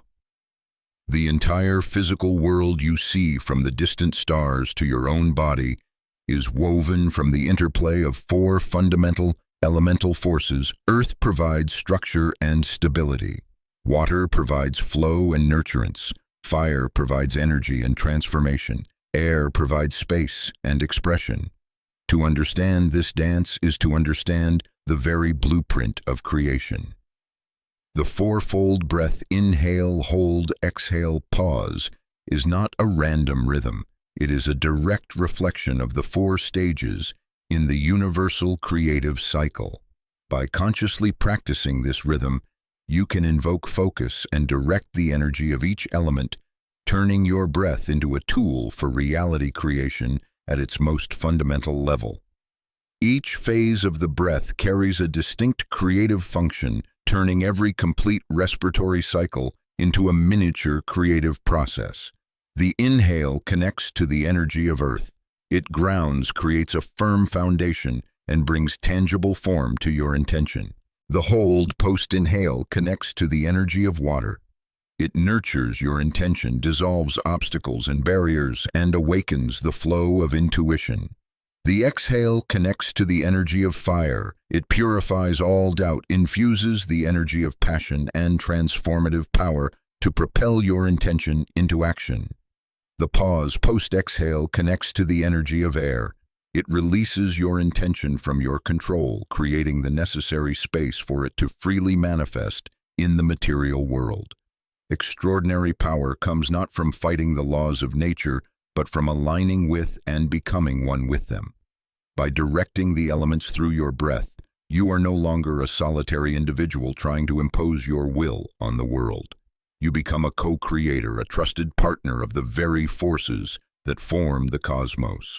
Practice the fourfold breath of creation. This exercise will guide you to use the fourfold breath to invoke the energy of the elements and apply them to a specific creative goal. Define your creative intention. Get clear on what you wish to create or manifest. It could be a project, a solution to a problem, or a new quality within yourself. Begin the creative cycle. Sit upright and close your eyes. Begin the breathing cycle with your intention held at the center of your mind. Phase 1. Inhale, earth. The foundation. Inhale slowly through your nose to a count of 4. As you inhale, visualize drawing the stable grounding energy of earth up from deep below. Feel your intention becoming solid, structured, and clearly defined. Phase 2. Hold water, the nurturing. Hold your breath for a count of 4. In this pause, visualize the fluid healing energy of water surrounding and nurturing your intention, dissolving any resistance and opening the way for flow. Phase 3. Exhale, fire. The energizing exhale forcefully through your mouth to a count of 4. Visualize breathing a stream of passionate fire into your intention, burning away all procrastination and fear and giving it the energy to act. Phase 4. Pause, air. The manifestation. After the full exhale, hold the emptiness for a count of 4. In this space, completely let go of your intention. Release it to the universe, trusting that it will be perfectly expressed. Repeat this fourfold cycle 7 to 10 times, holding the same intention throughout. In doing so, you are performing a powerful creative ritual, conducting the dance of the elements within yourself to weave the reality without. Chapter 12. The Arrow of Intention. Marcus, the royal messenger who had learned to find sovereignty in the in-between moments, now faced a superhuman challenge. A fragile peace treaty between two warring fiefdoms needed to be signed. A fierce blizzard had descended without warning, blocking every mountain pass. The treaty had to be delivered to the northern fiefdom by dawn, or the ceasefire would collapse and war would erupt once more. The mission was deemed impossible. Mere physical effort would not be enough. Marcus knew this. He could not outrun the storm or overcome avalanches with muscle. He needed a miracle. He needed to bend reality. Retreating to a quiet corner of the stables, he did not rest. He connected. The lessons of the past were his foundation, but he sensed he needed something more direct, faster, even than the dance of the four elements. A new rhythm arose in him, an intuition born of urgency, a sharp breath, a powerful compression, an instantaneous release. He understood that to overcome an impossible external limit, he had to perform an instantaneous internal creation. He did not hope the path would be clear. He decided to architect it. First, he distilled his intention into a pure and absolute image. Not, "I hope I make it in time," not, "I wish the pass wasn't blocked." His intention was a single, clear, and completed scene. Himself standing in the courtyard of the northern fiefdom, handing the treaty scroll to the guard as the first rays of dawn struck the stone. Next, he fueled his arrow. He closed his eyes and felt that scene with every sense. He felt the cold morning air on his cheeks. He felt the weight of the parchment leaving his hand. Above all, he immersed himself in the overwhelming feeling of accomplishment and relief, a pure joy that flooded his entire body. He created the emotion of success before the journey had even begun. Now he fired his arrow. He took a quick, powerful inhale through his nose for a silent count of 7. He visualized pulling that entire package of energy and imagery into the very center of his being. He held his breath for 7 seconds. In this potent moment of compression, he no longer visualized. He became the feeling of victory. He lived completely in that finished reality, anchoring the frequency in his energy field. He exhaled in a sharp, decisive blast through his mouth for 7 seconds, releasing the entire intention and emotion like a brilliant golden arrow shot from an invisible bow. And then he let it go. He set out into the night. He did not know how it would happen, but he trusted that the arrow had been fired. A chain of strange events occurred. A hunter sheltering from the storm in a cave showed him a forgotten trail his grandfather had used. An ancient pine tree fell at the perfect moment to form a bridge over a raging glacial river. The storm itself seemed to inexplicably part just over the path he walked. Marcus arrived exactly as he had architected as the dawn was breaking. He had not merely overcome the obstacles. His arrow of intention, fired with speed, clarity, and emotion, had rearranged reality just enough to create a path where none had existed. The universal law. There are specific rhythms of breath that, like radio frequencies, can connect you directly to the creative flow of the universe. The 777 technique is considered one of the most powerful of these frequencies, a direct line to the manifestation mechanism of reality. Its power lies in its speed. Speed is the key to bypassing the greatest enemy of all creation, the doubt of the analytical mind. By dramatically shortening the gap from intention to reality, this technique gives the mind no time to create resistance, to weave its fears, or to present the 100 reasons why your desire cannot come to pass. It is a short circuit for your inner saboteur. When using a tool of such power and rapidity, the absolute clarity of your intention is not an option. It is a mandatory requirement. The universe will manifest precisely what you are focused upon in those sacred seconds with no filter. Any ambiguity or conflict in your intention, "I want this, but I'm afraid of," will be amplified and expressed with the same speed, creating chaotic results.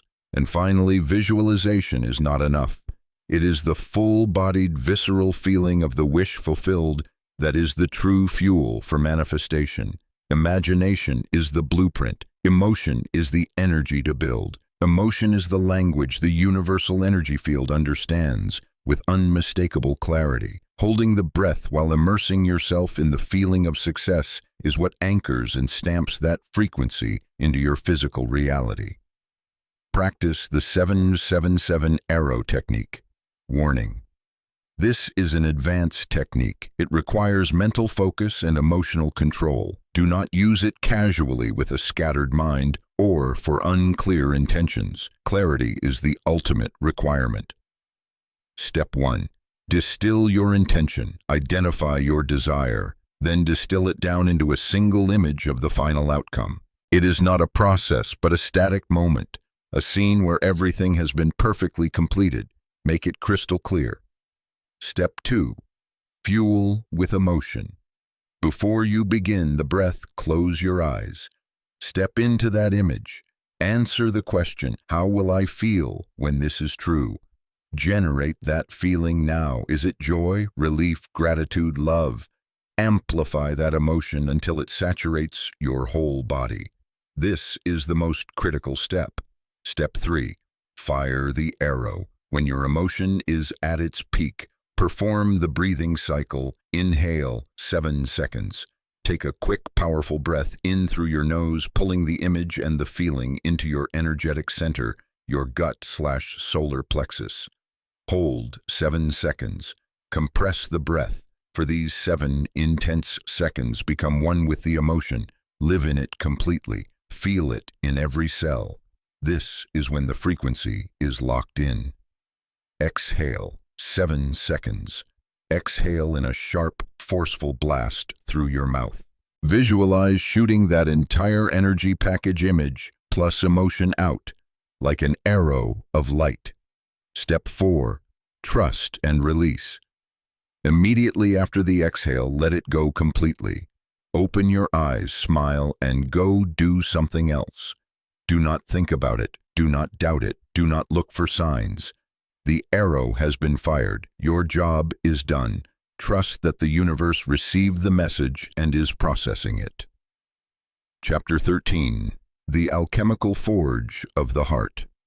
Lord Valerius, having found peace by confronting his deep-seated fear, now lived a life of quiet purpose.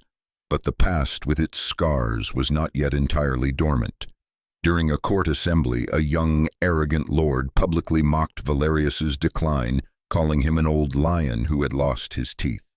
Instead of reacting with angry words, Valerius simply remained silent and departed. But inside him a volcano had erupted. It was not mere annoyance. It was white-hot rage, decades of suppressed indignation, the embodiment of every insult, every moment of feeling powerless and disrespected. His first instinct was to crush it, or to lose himself in sweet fantasies of revenge. But he was no longer the same man. As he sat alone in his study, feeling the tempest raging in his veins, a new truth dawned. He realized this rage was not the enemy. It was not a poison. It was energy, pure, raw, and more powerful than anything he had ever felt. He understood he was at an alchemist's crossroads. He could let this fire consume him from within, or he could use it to smelt and recast his very reality. Valerius began a breathing ritual, but this time the goal was not peace. The goal was transmutation. First, he allowed himself to feel the rage completely. He did not judge it or suppress it. He acknowledged its terrifying power as a smith acknowledges the heat of the forge. Next, he performed a conscious act of will. He withdrew his focus from the image of the young lord. He disconnected the energy stream from the memory of past pains. He kept the energy of the rage but stripped it of its story and its old target. Then he asked himself, what is the polar opposite of this feeling of powerlessness? A vision formed in his mind. Not an image of him reclaiming his old power, but an image of him as a wise elder, a pillar of stability to whom the entire kingdom would turn for counsel, a man whose very presence commanded order. And then he began to breathe. On the inhale, he visualized pulling the full volcanic energy of the rage up from his gut, gathering it at his heart like a molten metal. On the exhale, he did not breathe out air. He took the full force of that power and with a silent roar launched it directly into the vision of the wise elder. He used the very fire of his indignation not to burn his enemy, but to forge the highest version of himself. The rage was not extinguished, it was given a sacred purpose, the universal law. The emotions you have been taught to suppress and eliminate, rage, indignation, jealousy, or deep pain, are not your enemies. They are the most potent and raw mines of creative energy you possess. They are rocket fuel. If gentle, positive emotions like joy and peace are the electricity to light a room, the energy of rage is the lightning strike that can power a city. Energy by its nature is neutral. It is not good or bad. The energy of anger only becomes destructive when it is unconsciously aimed at the source of its grievance. That same volcanic current, when consciously redirected, can build empires, create timeless works of art, or fuel an extraordinary personal transformation. The problem is never the emotion, it is the target you are aiming at. Conscious breathing is the alchemist's tool that allows you to perform this great transmutation. It is the alchemical forge of the soul, where you can take the heavy lead of intense, painful emotions and turn it into the gold of extraordinary manifestation. The true art is not in extinguishing the fire, but in learning to use its heat to smelt and recast reality according to your will. The most common and disastrous mistake is to keep pouring your emotional energy back into the wound or the one who caused it. This only creates more chaos and binds you to the past. The ultimate lesson of the alchemist is this: courageously feel the intensity of the emotion, but then withdraw your focus from the past cause and aim that full, raw power at the future vision you desire. Your power always follows your attention. Practice the ritual of emotional alchemy. Warning: this is a powerful ritual and requires radical self-honesty. Only perform this when you are alone in a safe space and ready to face the intensity of your own emotions. Step 1. Summon and feel. Identify a strong negative emotion that exists within you: anger, resentment, grief, jealousy. Close your eyes and allow it to rise. Do not resist. Feel it completely. Is it hot or cold? Where does it live in your body? What is its intensity? Stay with it for a minute, just observing. Step 2. Claim sovereignty. Place a hand over the place you feel the emotion most strongly and say silently or aloud, "This energy is mine. I will not waste it on the past. I reclaim its use." Visualize unplugging an energy cord from the person or event that caused the emotion. Step 3. Create a new target. Quickly identify a positive future vision, a goal you desire. This vision should be the energetic opposite of the negative emotion. If you feel powerless, visualize a scene of you being completely sovereign and strong. If you feel betrayed, visualize a scene of being deeply loved and respected. Step 4. The transmuting breath. Now begin the alchemical process. Inhale. Take a deep, powerful inhale through your nose. As you breathe in, visualize pulling all the raw energy of the negative emotion from its location, gathering it into a brilliant ball of fire at your heart or solar plexus. Exhale. Exhale in a sharp, forceful blast through your mouth. As you breathe out, visualize shooting that ball of energy like a meteor with its full power directly into the future vision you created. See that vision become supercharged, blazing, and vibrant with this potent fuel. Repeat this breathing cycle until you feel the intensity of the original negative emotion has significantly subsided.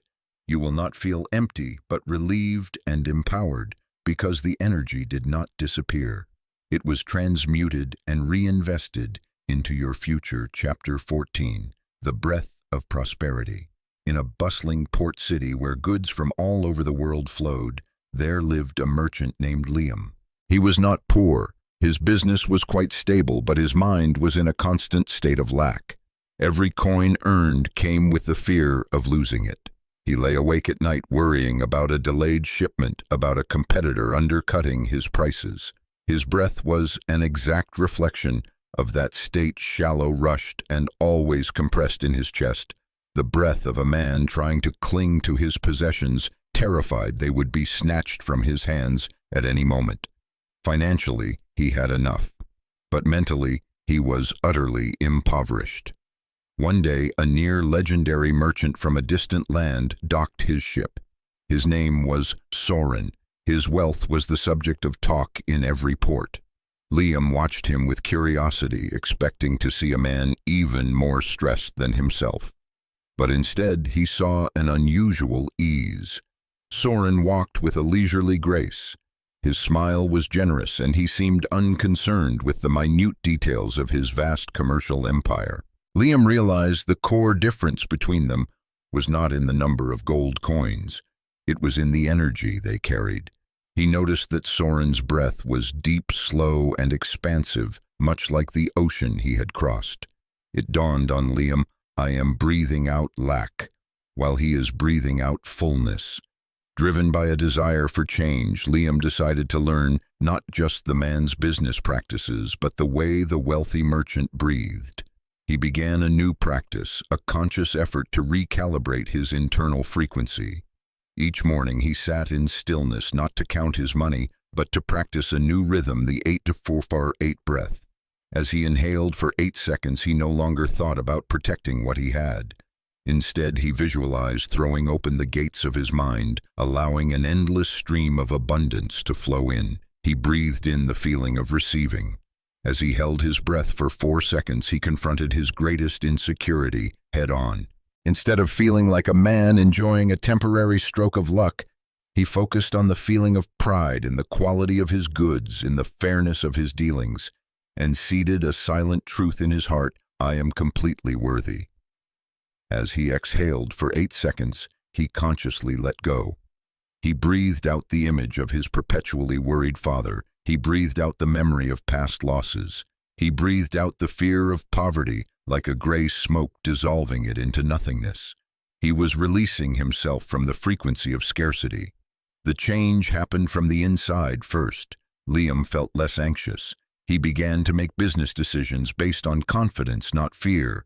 He took a calculated risk on a new trade route he previously wouldn't have dared.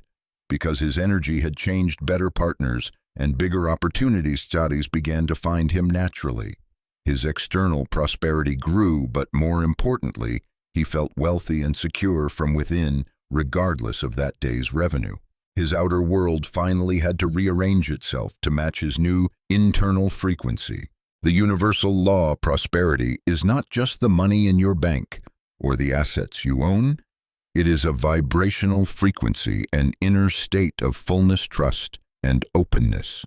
Your breath is the instrument, the tuning fork that allows you to proactively adjust your personal energy to resonate with the frequency of natural abundance. The truly wealthy, in every sense of the word, have a different rhythm of breath, a rhythm of trust and expansiveness, and you can absolutely learn to emulate it. The outer world is a faithful mirror of the inner state. You cannot wait to have money before you feel prosperous. That is a reversal of the law. You must first proactively breathe like someone who is already wealthy, feel like someone who is already wealthy, and think like someone who is already wealthy.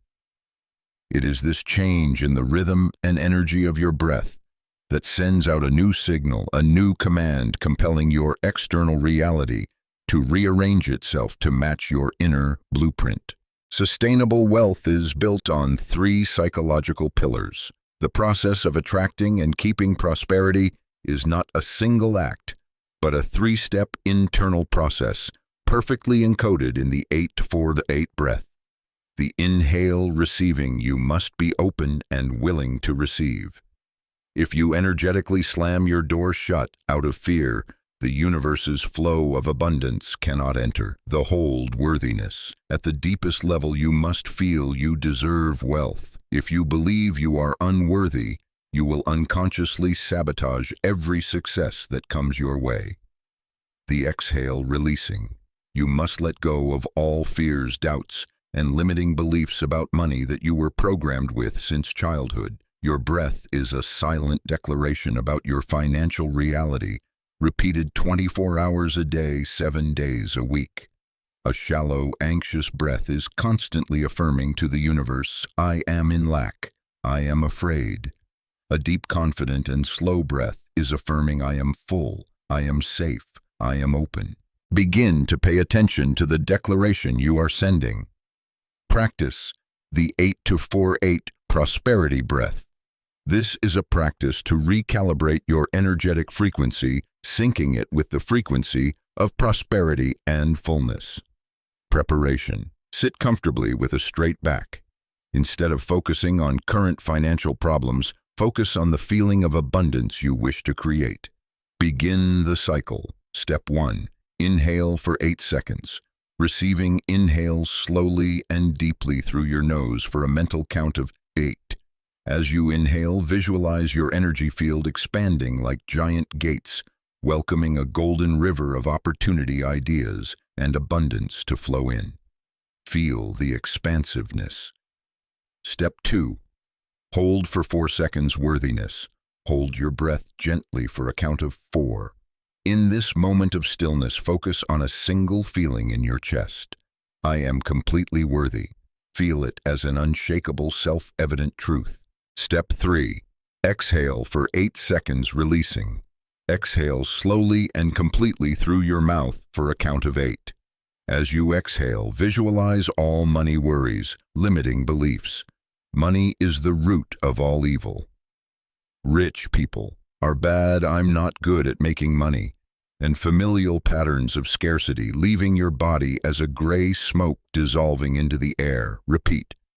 Perform this entire 8-4-8 cycle for about 5 minutes each day. Consistency is the key to overwriting the old program of lack with a new program of infinite prosperity. Chapter 15. The Lighthouse of the Heart. On the edge of a small town, in a cottage that smelled of healing herbs, lived a woman named Serafina. She was a gifted healer, her hands capable of soothing pain and mending wounds. People sought her out for her remedies, but when they left, Serafina was alone with her own emptiness. She longed for a soulmate, a kindred spirit, who could understand her quiet stillness. That longing at times became a desperation, and when she thought of love, her breath would grow short, ending in a sigh of lack.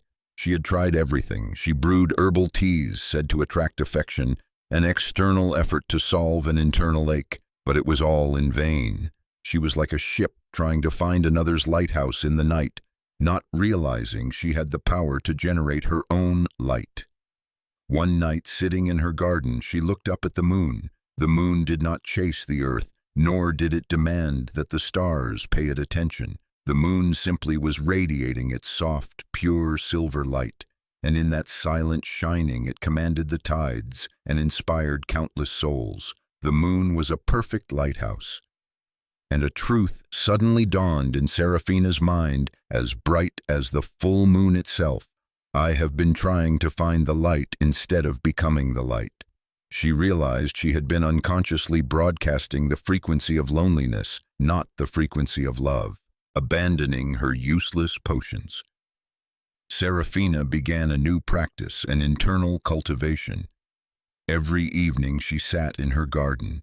First, she focused on the love she already had, the love for her growing plants, for the forest, for the art of healing itself. She generated a feeling of pure love from within her own heart, without need for an external object. Then she began to breathe. On the inhale, she did not try to pull love in from the outside. She visualized breathing into her own heart center, seeing it as a soft ember that was slowly beginning to glow. On the hold, she focused on a single, unshakable truth. I am a whole being worthy of love. She felt that worthiness in every cell, a self-evident fact that needed no one's validation.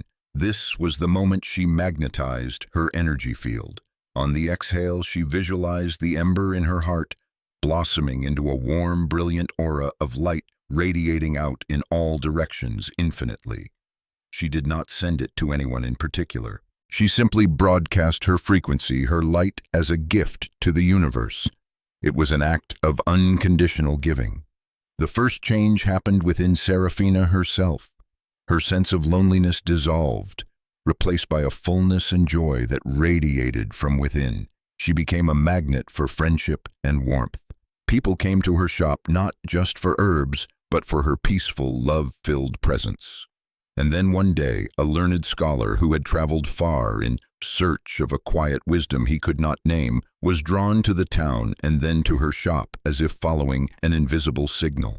He was not looking for a wife, he was looking for her frequency. Her lighthouse had called his ship home to harbor. The universal law: to attract true love, you do not need to seek, hunt, or conquer. Instead, you must become a lighthouse. Conscious breathing is the mechanism by which you ignite and broadcast a clear vibrational signal, a frequency of pure love that can travel across space and time to call in the soulmate who is searching for that exact frequency.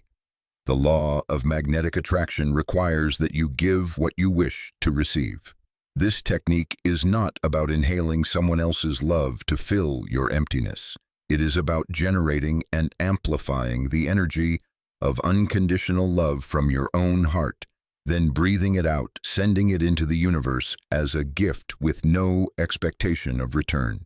It is this act of generous giving that creates a powerful energetic vacuum which the universe, by its own law, must fill. The frequency of desperation, lack, and needing someone to complete you is the very thing that repels love.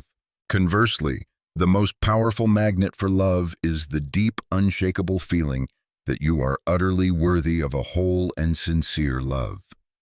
Feeling this worthiness while you practice the breath is the step that anchors the attractive frequency, affirming to the universe that you are ready and open to receive.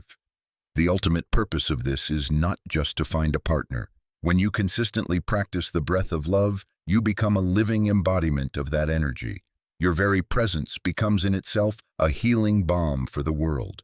You create a positive ripple effect, helping to mend broken relationships and awaken love in those around you naturally and effortlessly. Practice the lighthouse breath of love. This exercise is designed to shift your focus from seeking to shining, turning you into a lighthouse of love. Step 1. Source your inner love. Close your eyes. Temporarily forget your desire for a partner. Instead, find a source of love that already exists within you. It could be the love you have for a pet, a family member, nature, music, or your own work. Focus on that pure feeling of love and let it grow. Step 2. Inhale, ignite the heart. Begin to inhale slowly and deeply through your nose. As you breathe in, visualize gathering all that loving feeling and bringing it directly into your heart center. See your heart begin to glow like a warm ruby. Step 3. Hold anchor worthiness. Hold your breath gently for a few seconds. In this moment, focus your entire consciousness on a silent affirmation: I am love. I am worthy of complete love. Feel this not as a wish, but as a self-evident truth of your existence. Step 4. Exhale. Broadcast the frequency. Begin to exhale slowly and long through your mouth. As you breathe out, visualize the brilliant light from your heart radiating out in all directions, like the beams of a lighthouse expanding through the room, the city, and out into the universe. This is your gift. Don't aim it at anyone. Simply give it away. Repeat this cycle until you feel your entire being vibrating with a sense of unconditional love and fullness. The goal is not to do the exercise to get a result, but to use the exercise to become the very frequency you once sought. Chapter 16. The Doorway in the Stillness. The master stonemason Alara, who had learned to exhale peace and inhale the strength of mountains, received a commission from the king to craft a crystal heart for the center of a new royal scepter. A rare and magnificent raw crystal was found, but upon close inspection, a deep fissure was discovered running through its core. To any other craftsman, the crystal was ruined, The crack was a physical imperfection, a seemingly unchangeable fact. But Alara did not see a flawed crystal. He sat with it for days without touching a single tool. He simply breathed. And as he breathed, his perception went deeper than the sharpest instruments. He understood that this physical crack was merely a shadow, an echo in the material world of a misalignment that had occurred on an energetic level. He knew that before this crystal existed with its flaw, a blueprint of it had existed in another realm, a blueprint of absolute perfection. The key to healing was not to work on the stone, but to reconnect the stone to its original perfect nature. And Alara knew the doorway to that realm of blueprints was not in action, but in absolute stillness. It was hidden in the pause between breaths. He began a deep meditative ritual. He held the crystal in his palms. On the inhale, he gathered the energy of life, of all unformed potential. On the exhale, he let go of all intention to fix or change the stone. And then in the pause, after the full exhale, he did not try to hold his breath. He relaxed and sank into that stillness. He let go. In that sacred, motionless moment, he felt himself pass through a doorway, slipping free from the laws of time and space. There, in the field of infinite potential, he did not visualize the stone being healed. He simply beheld and connected with its perfect blueprint, a radiant crystal heart, whole and without a single flaw. He was seeding perfection back into the stone's energy field. Day after day, Alara repeated this journey into the stillness. To an outsider, it looked as if he were just sitting quietly with a rock, but on a level far more subtle, a miracle was taking place. The deep crack inside the crystal began to change. It did not vanish. Instead, it began to fill with an inner light, the crystalline structures rearranging themselves, self-healing from within. In the end, the crack had transformed into a unique, shimmering galaxy, making the crystal heart even more beautiful and mystical than a perfect, flawless one would have been. Alara had not fixed a defect. He had reminded the stone of its wholeness, and it had healed itself in an even more glorious way. The universal law. The true power of the breath lies not just in the act of inhaling energy or exhaling intention. The most profound power is hidden in the still point between them. This pause is not an emptiness or a lack of air. It is a sacred gateway, a zero point where you temporarily step outside the laws of time and matter to directly access the field of infinite potential where all miracles originate. Your intention is seated in stillness, not in action. If the inhale is the gathering of energy and the exhale is its release, the pause is the magical moment when the seed of your intention is impressed upon the quantum field. In this absolute stillness, your desire takes root in the fertile ground of creation before it can sprout and manifest into the outer world. The most profound creative act happens in complete motionlessness. In that pause, you connect with the perfect blueprint. Beyond the world of decay and imperfection is a realm where all things exist in their most pristine and whole state. There is a blueprint of the perfectly healthy body of infinite abundance, of complete love. The pause between breaths allows you to access this library of blueprints, to see and reconnect with the original whole state of whatever you wish to heal or create. Mastering the pause is an art of surrender and trust. Lengthening the pause is not an act of effort or a breath-holding competition. It is a practice of feeling safe in a state of non-doing, trusting completely that in that stillness the universe is doing its work on your behalf. Begin gently, and as your trust grows, you will be able to remain in that doorway for longer, performing ever more miraculous creative work. Practice the art of the creative pause. This exercise is not intended to increase the time you can hold your breath. It is intended to explore and use the quality of stillness as a creative space. Step 1. Find a balanced rhythm. Begin with simple box breathing to familiarize yourself with the 4 phases. Inhale for a count of 4, hold for a count of 4, exhale for a count of 4, and pause holding the emptiness for a count of 4. Repeat a few times until you feel rhythmic and relaxed. Step 2. Shift focus to the pauses. Now shift your primary attention away from the action of inhaling and exhaling. Instead, focus on the 2 pauses, the pause at the top of the inhale fullness and the pause at the bottom of the exhale stillness. Simply feel them. Step 3. Seed your intention. Define a clear and simple intention. For example, perfect health or clarity. Continue your box breathing rhythm. In the 4-second pause after the inhale, hold the image or feeling of your intention, seeing it being nurtured by the energy you just took in. In the 4-second pause after the exhale, this is the most important moment. Completely let go of the image. Don't try to do anything. Simply rest in the stillness, with the faith that the seed of your intention has now been planted in the fertile ground of the universe. Step 4. Increase with trust. As you become more comfortable with this practice over many days, you can try extending all 4 phases to 5 seconds, then 6. Remember, the goal is not the duration, but the depth of relaxation and trust you can achieve in those still points. Let your confidence be your guide. Chapter 17. Dissolving the Invisible Boulders. Gideon had once been a soldier in the royal guard, a man of strength and courage. But in battle, he had been wounded and had failed. The physical wound had healed, but another deeper wound remained. Now a blacksmith, his hands would tremble whenever he stood before a piece of red-hot steel that demanded decisiveness.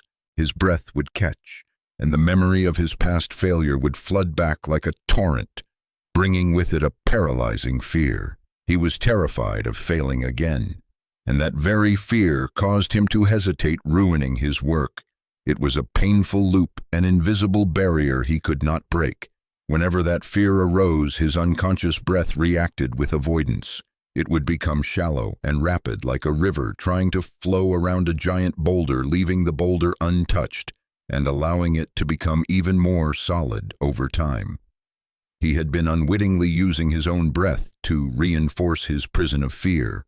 One day, after ruining a precious sword, Gideon threw down his hammer in despair.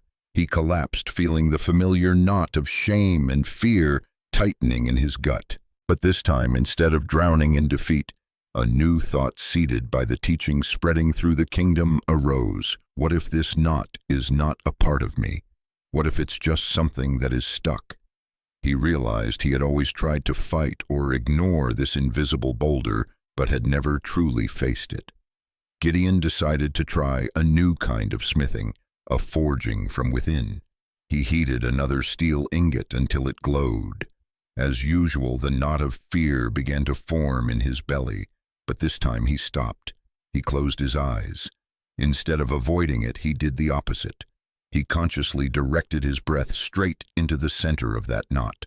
On the inhale, he did not breathe in air, but visualized bringing a stream of warm, golden, compassionate light directly into the cold, constricted energy of the fear. On the exhale, he did not try to push the fear out. He just breathed out gently, visualizing the warmth of his breath slowly dissolving the boulder from within, like honey melting in hot tea. The first time was difficult, but he persisted. Day after day, he repeated the process, and he discovered a miraculous truth. The solid boulder of fear was actually just trapped energy frozen by a past trauma. It was not an inherent part of him. When touched by conscious breath, that frozen energy began to melt, to be released. The energy that had once manifested as anxiety was now returned to him as strength, focus, and courage. Gideon's hands grew steady. His hammer fell with a newfound confidence. The old wound did not disappear from his memory, but it had been transmuted. It was no longer a source of weakness, but a wellspring of profound wisdom about the nature of strength and resilience.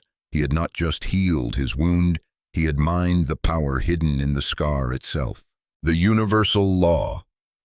The recurring failures and limitations in your life are not caused by external circumstances, other people, or bad luck.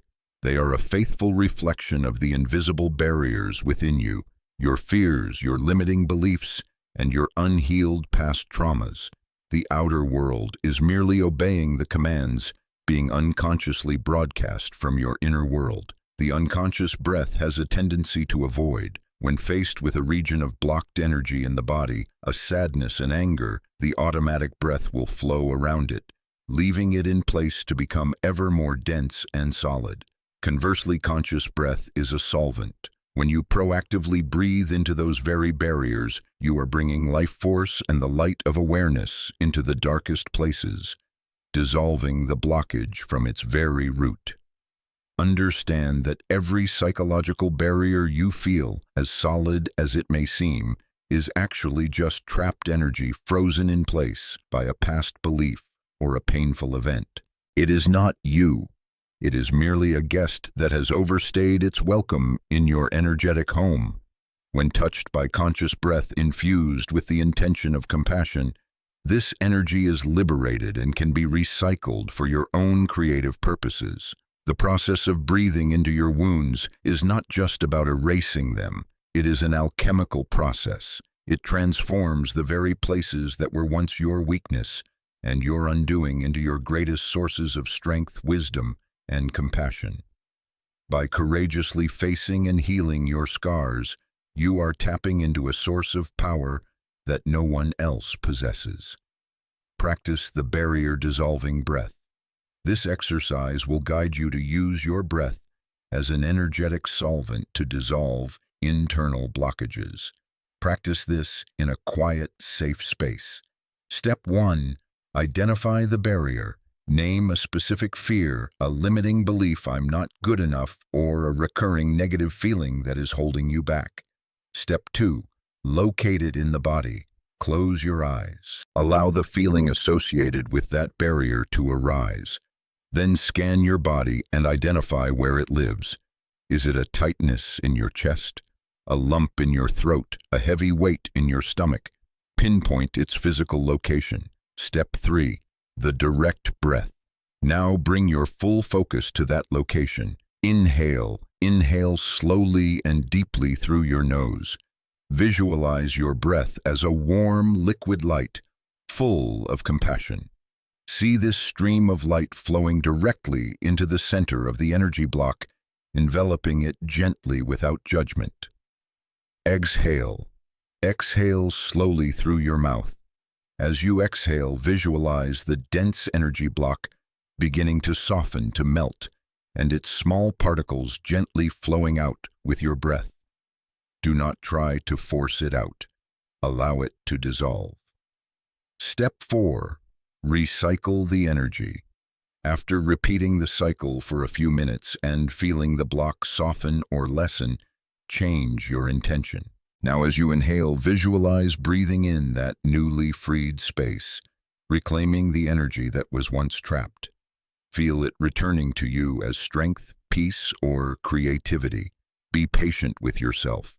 Some boulders have been forming for years and they take time to melt. Every conscious breath is a drop of warm water, and with persistence, no boulder is impossible to dissolve. Chapter 18. The body's healing wisdom. The healer Seraphina, who had learned to become a lighthouse of love, carried a quiet sorrow. One of her arms, the result of an accident years ago, remained weak and was plagued by intermittent pain. She had used all of the most precious herbs, the most effective ancestral remedies. They soothed, but they never fully healed. Deep down, she had accepted it as a permanent fact, a broken part of her body. Her unconscious breath obeyed this belief. It seemed to always flow around the weak arm, treating it like a foreign land. One afternoon, while tending to a resilient rock ginseng plant, one that could grow back stronger after being crushed, she had a profound insight. The plant did not need her to fix it. It possessed an innate wisdom, a powerful life force that knew how to reach for the light and mend its own wounds. It only needed the right conditions: soil, water, and sun. She looked down at her own arm and realized that for all these years, she had been treating it like a broken machine that needed to be fixed from the outside. She had forgotten that it was part of a living, vibrant system that also possessed an extraordinary healing wisdom. Her herbs were the soil and water, but she had been unwittingly withholding the most crucial element, the light of conscious attention and the body's own blueprint of perfect health. Serafina began a new healing ritual, not with herbs, but with her breath. She sat in stillness, gently holding her weak arm. She did not focus on the pain or the weakness. Instead, she closed her eyes and focused on her other arm, her healthy arm. She felt its strength, its flexibility, its perfect function. She understood this was the original blueprint, and then she began to breathe with a clear and loving intention. On the inhale, she visualized breathing in a brilliant, pure, golden light, life force energy itself. On the exhale, she did not breathe out air aimlessly. She gently directed that stream of golden light down her shoulder, spreading it throughout the weak arm. She did not see herself as fighting the weakness. She visualized this light carrying the memory, the blueprint of the healthy arm, and delivering it to every cell in the afflicted area. The light was as if whispering to them, "Remember, this is your natural state. Come home." It was a gentle process of reminding, not a battle. Day after day she persisted, and a subtle change began. She felt warmth and energy returning to the arm. The dull ache began to dissolve. And then strength began to be restored slowly but surely, becoming even more whole than before. Serafina hadn't fixed a broken part. She had used her breath and intention to remind her cells of their innate integrity, and they had listened. The universal law. Your body is not a passive biological machine prone to breakage and decay. It is a living, intelligent, and extraordinary system that possesses an innate healing wisdom, the very force that grew you from a single cell into a complete human being. Illness is not your natural state. It is merely a manifestation of a temporary disconnection from this healing intelligence. Your breath does not just carry oxygen to sustain life. On a deeper level, it carries life force energy, prana or chi, and the original blueprint of perfect health for every cell and every organ in your body. When you breathe unconsciously, this process happens automatically. But when you breathe consciously, you become the director, proactively sending a copy of this original blueprint to the areas of your body that have forgotten their natural state of balance. The body's healing wisdom is always there, but it is often in a waiting state, like an elite army awaiting orders. Your conscious intention delivered via the breath is the activation command. By proactively directing life force energy and the image of healing to a specific area, you are commanding your body to focus all of its restorative resources where they are needed most. Shift your perception. Healing is not a fight against disease or an effort to fix broken parts. It is a loving process of reminding you are using your breath as a messenger to reawaken the memory of wholeness that already exists in the DNA of every cell, allowing them to self-regulate and return to their natural state of balance, health, and harmony. Practice the cellular remembrance breath.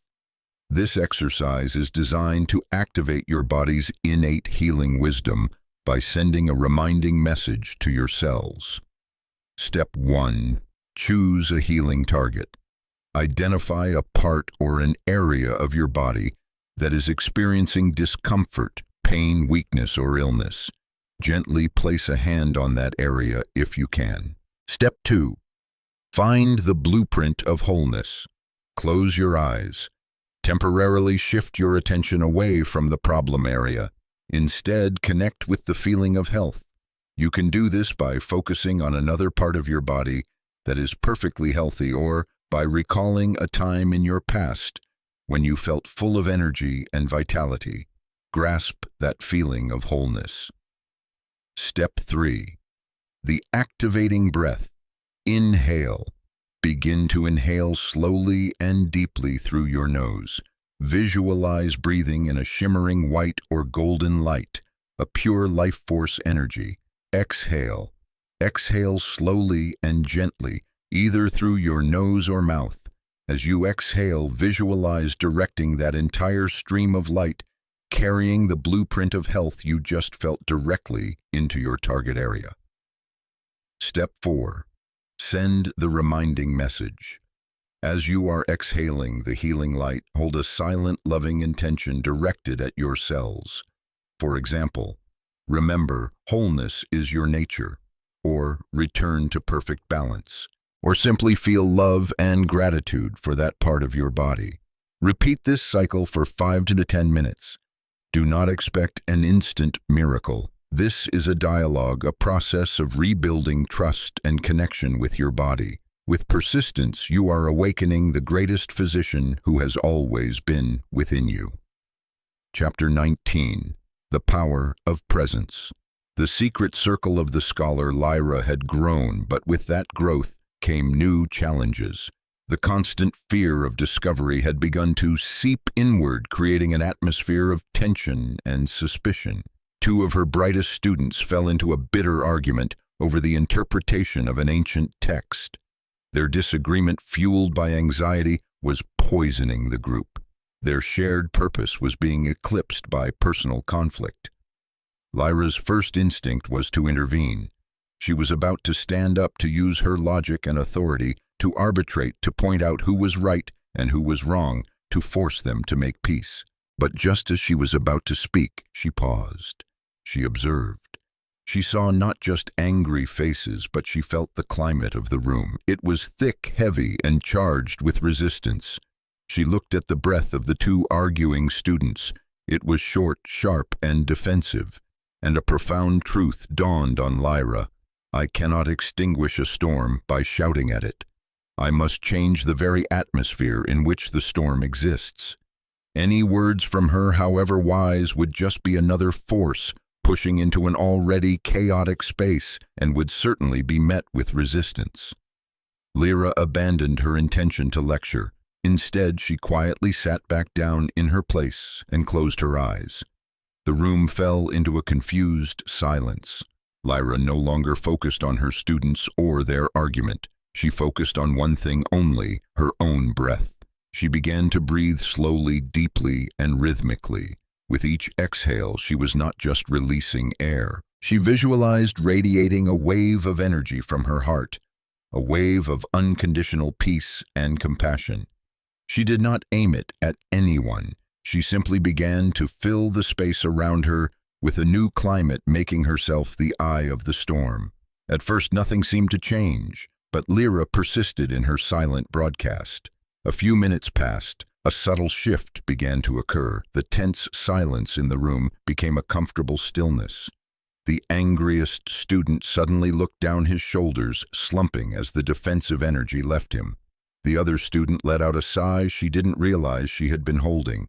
Not a single word was spoken about the conflict, but it had dissolved. It dissolved because the energy that had fed it no longer existed in the room. The students unconsciously had begun to sync their own breathing to Lyra's peaceful rhythm. She had influenced them not by controlling them, but by mastering her own presence. The universal law.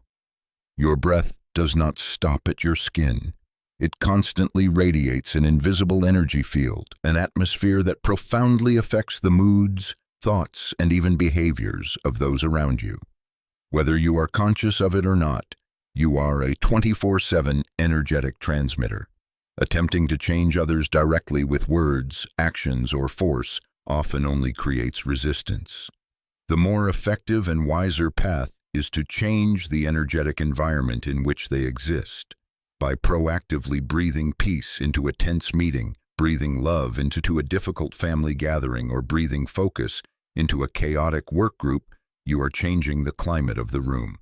And just as people take off their coats when a room warms up, those in the room will naturally adjust their own states to adapt to the new climate you have created. This is the shift from active intervention to passive influence. True power lies not in controlling or fixing others. It lies in the power of your presence. Give up that futile battle. Instead, become the living embodiment of the state you wish to see in them. Your influence becomes infinitely more powerful when it is invisible and non-coercive. The act of changing your own energy field is not a selfish act for your benefit alone. We are all connected through a shared energetic field of consciousness. When you raise your own frequency, you are creating positive ripples in that collective field, naturally uplifting those around you, whether they are near or far. Healing yourself is an act of service to the collective. Practice changing the atmosphere.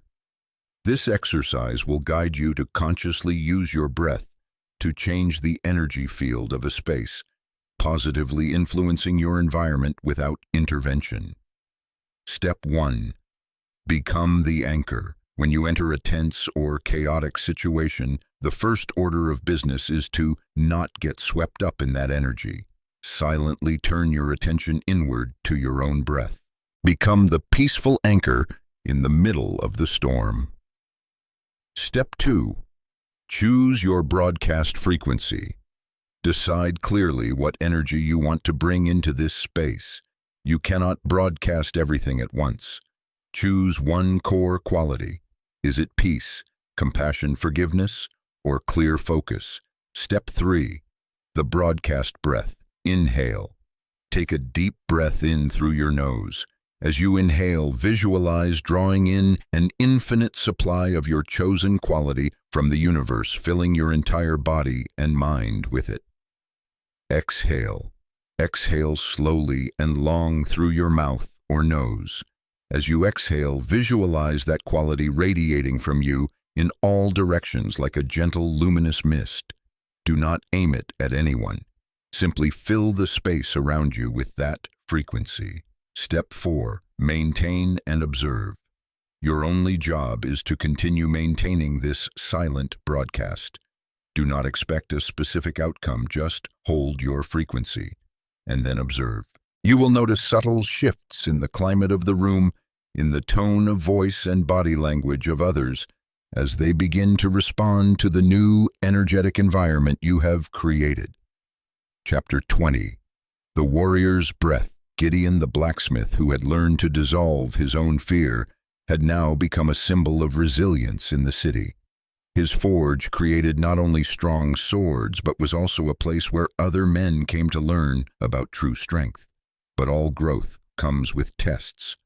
A captain of the city guard, a greedy and brutish man, felt jealous and threatened by Gideon's reputation. He and his men came to the forge, making unreasonable demands, mocking Gideon's past failure in military service and threatening to shut down his business. It was a direct assault, a final test for the spirit Gideon had worked so hard to forge. The old version of him would have trembled and submitted. As the captain's venomous words poured out, Gideon felt the familiar knot of fear trying to form in his gut. But this time something was different. He was no longer its slave. He recognized the angry words, the threats, for what they were: energy. A stream of negative energy being directed at him, and he had a choice: absorb that poison and return to being a victim, or stand firm and transmute it. He understood that invincibility did not mean winning a brawl. It meant not allowing another's energy to invade and destabilize his core of peace. Gideon did not draw a sword. He simply stood his ground, his feet planted firmly on the earth, looked the captain straight in the eye, and began to breathe. Silently, internally, he breathed like a warrior. As the captain shouted, Gideon took a deep, slow inhale. He did not breathe in fear. He visualized pulling limitless courage up from the earth, feeling his spine become a pillar of steel. He held his breath, his gaze unwavering. In that potent stillness, he held a single image in his mind, himself standing peacefully in his forge after the men had departed. It was the vision of victory. He exhaled with a slow, almost imperceptible release. He visualized disarming his own inner enemy of fear, blowing it away like ash. In the short pause after the exhale, he felt a diamond-hard confidence anchor itself in the center of his being.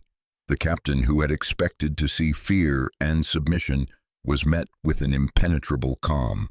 Gideon's presence was so solid, so clean, that his angry energy had nothing to latch onto. It was like punching a waterfall.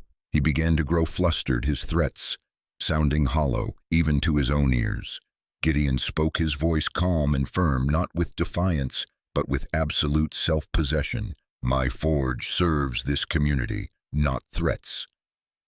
Disarmed by Gideon's lack of reaction and by the sheer power of his presence, the captain had no choice but to retreat in embarrassment. Gideon had not resisted the attack. He had transmuted its energy to further solidify his reputation for integrity and inner strength. The assault had become fuel for his legend. He had completely abandoned the victim mindset. The universal law, invincibility, is not the absence of challenges or adversity. It is the result of cultivating an inner state so solid that no external storm can shake your core of peace. True strength is measured by your internal stability, not your external tranquility. Your intentional breath becomes your spiritual weapon and armor in this training. A warrior's breathing cycle is a complete process of arming and engaging. The inhale, you are arming yourself with unshakable courage and strength. The hold, you are focusing your will, holding the vision of victory without a flicker of doubt. The exhale, you are disarming the inner enemies of fear and hesitation, expelling them from your system. The pause, you are anchoring and tempering a confidence as solid as forged steel. When you vibrate at a high enough frequency, negative energy directed at you cannot harm you. Instead, it is transmuted. Like an Aikido master, you do not oppose the force of an attack, but use its own momentum to strengthen your position. Every obstacle and assault becomes a stepping stone, providing more energy to lift you to a higher level of self-mastery. The foundation of the warrior spirit is the complete and definitive abandonment of the victim mindset. You are no longer a person to whom things happen. You are the force that shapes circumstances. The warrior's breath is a constant declaration that you are the cause, not the effect. The conqueror, not the conquered. Practice the warrior's forging breath. This exercise is designed to build inner resilience and the ability to transmute negative energy. It can be used as a daily practice or in the very moment you face a challenge. Step 1. The stance. Stand tall, feet shoulder-width apart, feeling the soles of your feet gripping the earth. Keep your spine straight but relaxed. This is the physical posture of a warrior. Step 2. The forging cycle. Begin the warrior's breath cycle with a powerful rhythm. For example, a 6-4-6-2 count. Inhale, 6 seconds. Inhale deeply and strongly through your nose. Feel strength and courage rising from the earth through your legs, filling your entire being. Hold 4 seconds. Hold the breath. Fix your gaze on a single point in front of you. Hold a clear vision of yourself as an unshakable, victorious being. Exhale, 6 seconds. Exhale powerfully but with control through your mouth, making a silent ha sound. Visualize all fear, doubt, and hesitation being forcefully expelled from your body. Pause 2 seconds. In this short, sharp pause, feel a dense, solid ball of confidence being anchored in your center, your lower abdomen. Step 3. Transmutation practice in the moment. When faced with negative words or energy, do not react. Immediately, silently begin the warrior's breath. Visualize the negative energy hitting your energy field, and instead of penetrating, shattering upon it. Its energy is absorbed by you, making your own inner light burn brighter. You are feeding your strength with the attack itself. The declaration. Conclude the practice by placing a fist over your heart and making the silent declaration, I am the conqueror, not the conquered. Chapter 21. The irrefutable command. Whisperwood Forest. The sacred heart of the kingdom was dying. A strange, unnatural plague was spreading, turning ancient trees to dust and drying up the streams. The healers, the sages, and even the king himself were powerless. Prayers went unanswered. Herbs had no effect. People began to whisper that it was a punishment of fate, an irreversible impossibility. The scholar Lyra walked into the center of the dying forest. She felt the pain of the land, the sorrow of the trees, and the desperation of the creatures within, but she also felt something else. After her long journey with the breath, she no longer saw herself as a separate individual standing in a forest. She felt the life of the forest as an extension of herself. And in that union, an ultimate truth erupted in her mind. To pray for the forest to be healed was an act of separation. To hope for a miracle was an admission of powerlessness. She realized at the deepest level she was not a small entity begging a large universe for a favor. She was a conscious expression of the universe's own creative power, and therefore she did not need to ask permission. She had the absolute right to command. This was the final transformation from a scholar seeking knowledge to a creator wielding power. Lyra stood among the withered trunks. She did not perform a ritual of supplication. She performed an act of absolute sovereignty. Her breath changed. It was no longer gentle or healing. It became majestic, regal, and filled with an unshakable power, the breath of a monarch surveying her domain. She looked at the dying trees, but in her mind she held only a single image: Whisperwood Forest, in its perfect blueprint, lush, vibrant, and thrumming with life. Her belief in this vision was 100% without the slightest crack for doubt to enter. It was not a hope, it was a fact. And then she gave the command. She inhaled, but not air. She breathed in the very power and majesty of creation itself. She held her breath, and in that absolute stillness, no request was formed. There was only the certain knowing that her word was law. She exhaled a slow and authoritative breath. With that exhale, she sent forth a single silent command that resounded through the energetic realms live. It was not a plea. It was not a suggestion. It was a decree, a declaration of a new reality. After issuing the command, Lyra turned and walked away, her work complete. There was no blinding flash of light, no clap of thunder, but in the days and weeks that followed, the impossible happened. A single vibrant green shoot emerged from a seemingly dead branch. A small trickle of water began to whisper again in a dry stream bed. The plague began to recede, not as if fought back by a medicine, but like an illusion that had been commanded to dissolve. The forest was waking up. It woke up because reality had to bend itself to obey a command that was issued with absolute, irrefutable belief. The universal law. At the highest level of creation, you no longer ask, hope, or wish. You command. The universe, in its infinite intelligence, does not respond to hesitation or possibilities. It bows to absolute certainty. Your breath becomes the vehicle for transmitting this irrefutable command. What we call the impossible is not a fixed law of reality. It is, in fact, the result of a breathing pattern dominated by doubt and the belief in limitation. When you shift your breath to a state of absolute certainty, you are changing the very definition of what is possible in your world. This journey leads you to a fundamental shift in identity. You are no longer a small entity asking permission from a large universe to have what you want. You realize you are a manifestation of that creative power, and therefore you have the full authority to command reality. Stop breathing like a beggar. Start breathing like a sovereign. Beyond the physical laws that humankind has cataloged, there is a force more primal and more powerful. Unshakable belief transmitted through the breath. When your belief reaches a state of 100% certainty, it is no longer a psychological state. It becomes a physical force capable of bending space-time and rearranging matter to conform to your command. Practice the Reality Declaration Ritual Warning.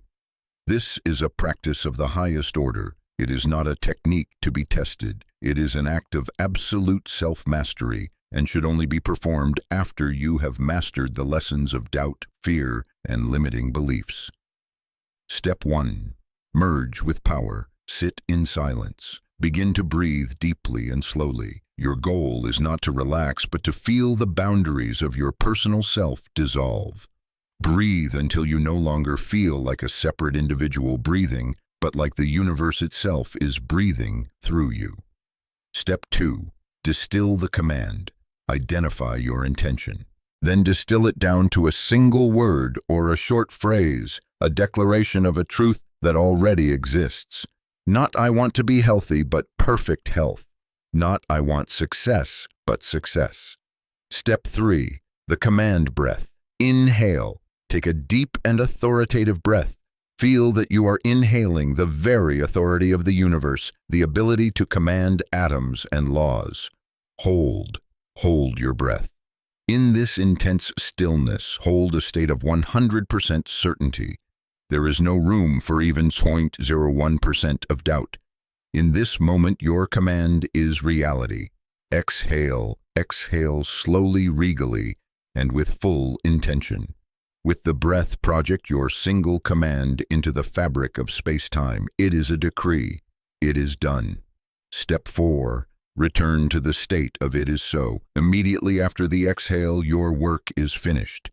Instantly let it go. Do not think about it. Do not analyze it. Do not look for signs. Continue to live, act, and feel as if your command is already an irrefutable fact of reality. Any subsequent doubt will act to nullify the decree you have just issued. Chapter 22. The eternal now. Gideon the blacksmith, who had reforged his own spirit, now faced a challenge that could not be solved with a hammer or fire. His son Leo, a talented but impulsive young man, was following the exact path that had once led Gideon into failure, a reckless desire to prove himself in the city guard. Every piece of advice Gideon offered his son was tinged with the fear of his own past, and it only created a greater distance between them.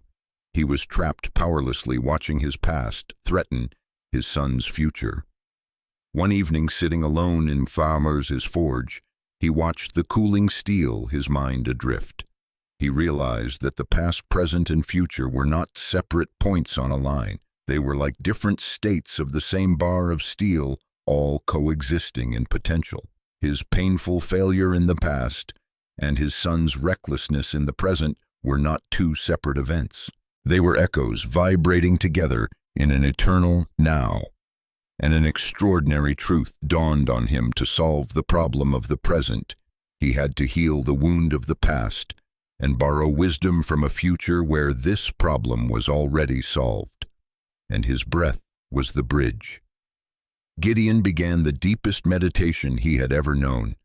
First, he journeyed to the past. Closing his eyes, he focused on his breath.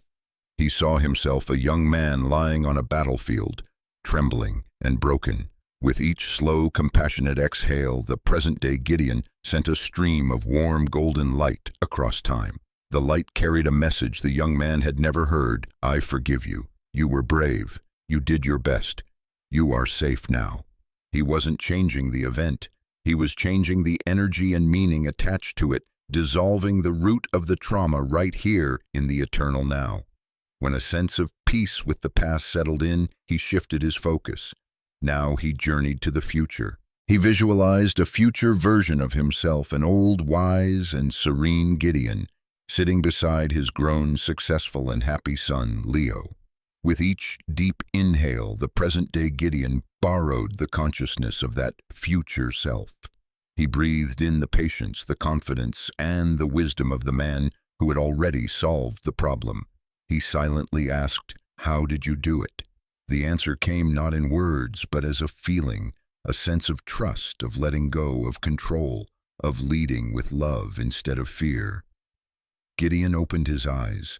The memory of his failure was still there, but the painful emotion attached to it had vanished. He felt a new patience and understanding for his son. That evening he did not lecture. He sat down and for the first time told Leo the story of his failure, not as a warning, but as a tale of courage and hard-won lessons. He spoke to his son with the wisdom he had borrowed from the future and the compassion he had given to the past. The universal law. The concept of linear time, past, present, and future, as sequential train cars is an illusion created by limited human perception. The ultimate reality is an eternal now, an infinite field of energy, where every moment, every event, and every possibility coexist simultaneously. Conscious breathing is the tool that allows you to temporarily step off the linear track and experience this extraordinary truth. While your physical body seems bound in the stream of time, your consciousness is not. Your intentional breath is the time machine of consciousness. It is the energetic bridge that connects your present awareness to any point on your own timeline, allowing you to access information and perform healing beyond the limits of the current moment. This journey has two primary applications. On the inhale, you can connect with the future version of yourself, the one who has already solved the problem you are facing, the one who has become the person you wish to be, and borrow their wisdom, confidence, and solutions. On the exhale, you can send healing energy, forgiveness, and love back to your past self, dissolving the roots of traumas and limiting beliefs that are still affecting you today. At an even deeper level of awareness, there is not just one timeline. In the field of infinite potential, all versions of you, the most successful version, the healthiest version, the happiest version, exist right now as distinct vibrational frequencies. Through conscious breathing, you can tune your own frequency to align with that of the version you most wish to become, powerfully drawing that reality into your experience. Practice time travel through breath. This exercise is a deep meditation to heal the past and receive guidance from the future, all within the power of the present moment. Step 1. Prepare and identify. Sit in stillness. Identify two things. 1.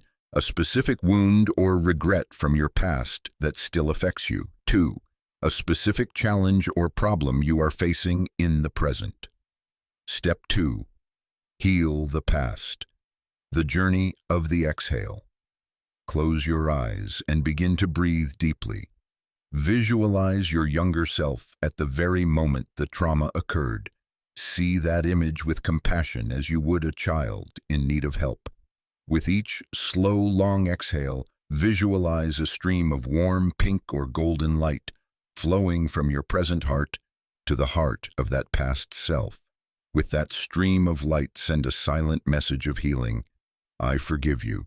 You are safe now. I love you. Continue until you feel a sense of lightness or peace in your heart. Step 3. Borrow from the future, the journey of the inhale. Now shift your focus. Visualize a future version of yourself, a version that is wise, confident, peaceful, and has brilliantly solved your current problem. See them clearly, feel their energy. With each deep inhale, visualize breathing in the very essence, the very presence of that future being. Inhale their confidence. Inhale their peace. Inhale their wisdom. You can silently ask them, what is the most important thing for me to know right now? Trust the first image, word, or feeling that enters your mind. Step 4. Integrate into the present. To conclude, place a hand on your heart. Take a few deep breaths, feeling the compassion you just gave to your past and the wisdom you just received from your future merging within you, right here in this eternal now. Chapter 23. The Breath of Oneness. Lyra, the sage of the kingdom who had learned to command reality and travel through time with her consciousness, now sensed a final veil, subtle yet persistent, between herself and ultimate truth. She had learned to be a commander, but that still implied a commander and something to be commanded. She sat by the shore of a still lake at night, watching the moon and its reflection on the water. She saw the real moon, and she saw the moon's image. And she realized there was still a Lyra who was observing, and a universe that was being observed. This was the final question she had to answer. She began to breathe. Her breath, after years of training, had now become so light and subtle it was almost imperceptible. It merged with the night air, and in that deep stillness, as the breath nearly vanished, the boundary between her consciousness and the lake Between her and the moon, between her and the distant stars began to blur. The distinction between the real moon and its reflection became meaningless.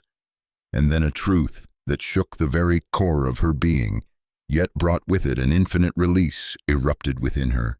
I am not in the universe. I am the universe experiencing itself through these eyes. The matter of this lake and my consciousness are woven from the same single thread. The illusion of a separate I, an observer detached from all things, shattered. From that moment on, Lyra's practice was no longer a technique. It was a state of being. The breath was no longer a tool to do something. It was simply the cosmic tide, gently rising and falling through her form. She looked at a wilting flower by the lakeside. She did not command it to live. She did not send healing energy to it like a physician. She simply closed her eyes and became one with the flower. She felt its withering, its weakness, not as an outsider looking in, but as her own experience. From that state of oneness, she did not impose a will.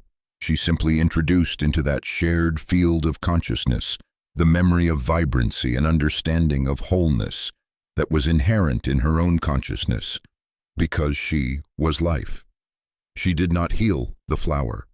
She was the universe gently reminding a small part of itself of its true nature. When Lyra opened her eyes, the flower had begun to straighten, drawing water with a new vitality. It was not a miracle performed. It was a natural reordering that occurred when the illusion of separation was cleared away. From that day on, Lyra no longer practiced the breath. She simply was. Her very presence became a harmonizing force. The grass around her grew greener, the animals grew tamer. People who spoke with her felt their own inner conflicts simply dissolve. She did nothing. By abiding in the state of oneness, she reminded all things around her of their connection to the source, and they naturally returned to harmony. The universal law. This is the ultimate truth of all creation. Consciousness and matter are not two, they are one. There is no separation between the observer and the observed. Matter is simply consciousness that has crystallized, that has slowed its vibration to become form. You are not in a universe. You are the universe experiencing itself through a unique point of view. To understand and to live this truth is the key to transcending all known physical laws. When you breathe with this awareness of oneness, your breath is no longer a force acting upon matter from the outside. It becomes a reminder from the inside. You are whispering to the water molecules, to the land, to the cells in your body, awakening them to their true nature, fluid, malleable, and one and the same with your consciousness. This level of creation transcends even commanding. It is not your will imposed upon reality. It is the realization that your will and the will of reality are one and the same. Let go of all effort to control, because the effort to control implies a controller and a controlled, a separation. Instead, simply relax into being the source consciousness from which all matter flows. When you are in this state, matter will naturally harmonize with your intention because there is no longer any difference between them. The entire journey of mastering the breath, from the first steps of calming the mind to commanding reality, ultimately leads to a single supreme truth: oneness. All techniques, all methods, all philosophies finally converge on a single purpose: to dissolve the illusion of a separate I. When you truly feel and live from this state of unity, you no longer need to manifest anything, because you are already everything. This is the state where miracles become natural. Practice meditation on oneness. This is not a technique to achieve anything. It is a letting go in order to return to your true nature. Step 1. Dissolve the breath. Sit in a quiet place. Begin to breathe naturally. Gradually allow your breath to become lighter, slower, and more subtle. Your intention is to make it so refined that you can barely feel the distinction between your breath and the air in the room. Step 2. Expand awareness. As your breath becomes quiet, begin to expand your awareness outside your body. Feel the chair you are sitting on, not as a separate object, but as a part of your energy field. Feel the floor, the walls, the light, and even the sounds in the room. Don't observe them. Feel them as extensions of yourself. Step 3. The dissolving question. In this expanded state, silently pose a question, not to find a logical answer, but to dissolve the concept of boundaries. Where do I end and the air begin? What is the boundary between my consciousness and the existence of the stone? Step 4. Abide in isness. Finally, let go of all questions, all techniques. Simply abide. Rest in whatever feeling of connection, of unity, or of spaciousness is present. Even a brief moment of this experience is profoundly powerful. End the meditation by carrying that feeling with you, looking at a tree or a glass of water and trying to feel the shared essence you have with it. You are no longer a single drop. You are the ocean. Chapter 24. The Breath of Genesis. Love many years had passed. The kingdom entered an unprecedented golden age of peace and prosperity. It was not due to a wise king or a political treaty, but because the people of the kingdom had changed from within. A festival of gratitude was held not to honor an individual, but to celebrate the harmony of an entire people. All those we have met on this journey were present. Alara, now a venerable master, his presence as solid as the mountains. Lyra the sage, her eyes holding the stillness of the cosmos. Gideon the blacksmith, his shoulders broad with the strength of a man who had conquered himself. Isolde the artisan, her hands dancing over the strings of a lyre, creating melodies of harmony. Seraphina the healer, her smile a remedy in itself. And even Lord Valerius, now an elder, respected for his wisdom and compassion. As sunset fell, a deep and natural stillness descended upon the festival. In the midst of thousands, Alara, the first to begin the journey, simply closed his eyes. He did not try to do anything. He did not command, did not heal, did not travel. He had moved beyond all of that. In that silence, he realized a final truth. The power to command reality, the ability to travel through time, the oneness with all things. They were all just aspects, rays of light, emanating from a single central sun. And that sun, the source of all power, the essence of all existence, was love. It was not the love of one individual for another. It was Genesis love, an intelligent living and unconditional force that was the very fabric that wove the stars, the wisdom that urged the seed to sprout the energy that healed all wounds. He realized that when Lyra had commanded the forest to live, it was not Lyra's will, but the universe's love for itself channeled through her. When Gideon had healed his wound, it was not Gideon's will, but the love of life seeking its own state of wholeness. And then Alara breathed, a single slow breath that was no longer a technique. On the inhale, he did not breathe in air or energy. He was breathing in the very unconditional love that permeates the universe, feeling himself dissolve into it. On the exhale, he did not broadcast a message or an intention. He simply allowed that love to naturally flow out from him like an ever-flowing spring. As Alara breathed this way, Lyra felt it. Gideon felt it. They all felt it. And together, they joined in that rhythm. A wave of energy, warm, powerful, and beyond words, began to spread from them. It rolled out over the crowd. Farmers worried about their crops suddenly felt a deep trust. Merchants, calculating their profits, suddenly felt an unusual generosity. Petty disagreements and private sorrows in the hearts of thousands simply dissolved, not because they were resolved, but because in the presence of absolute love they could not exist. They had done nothing.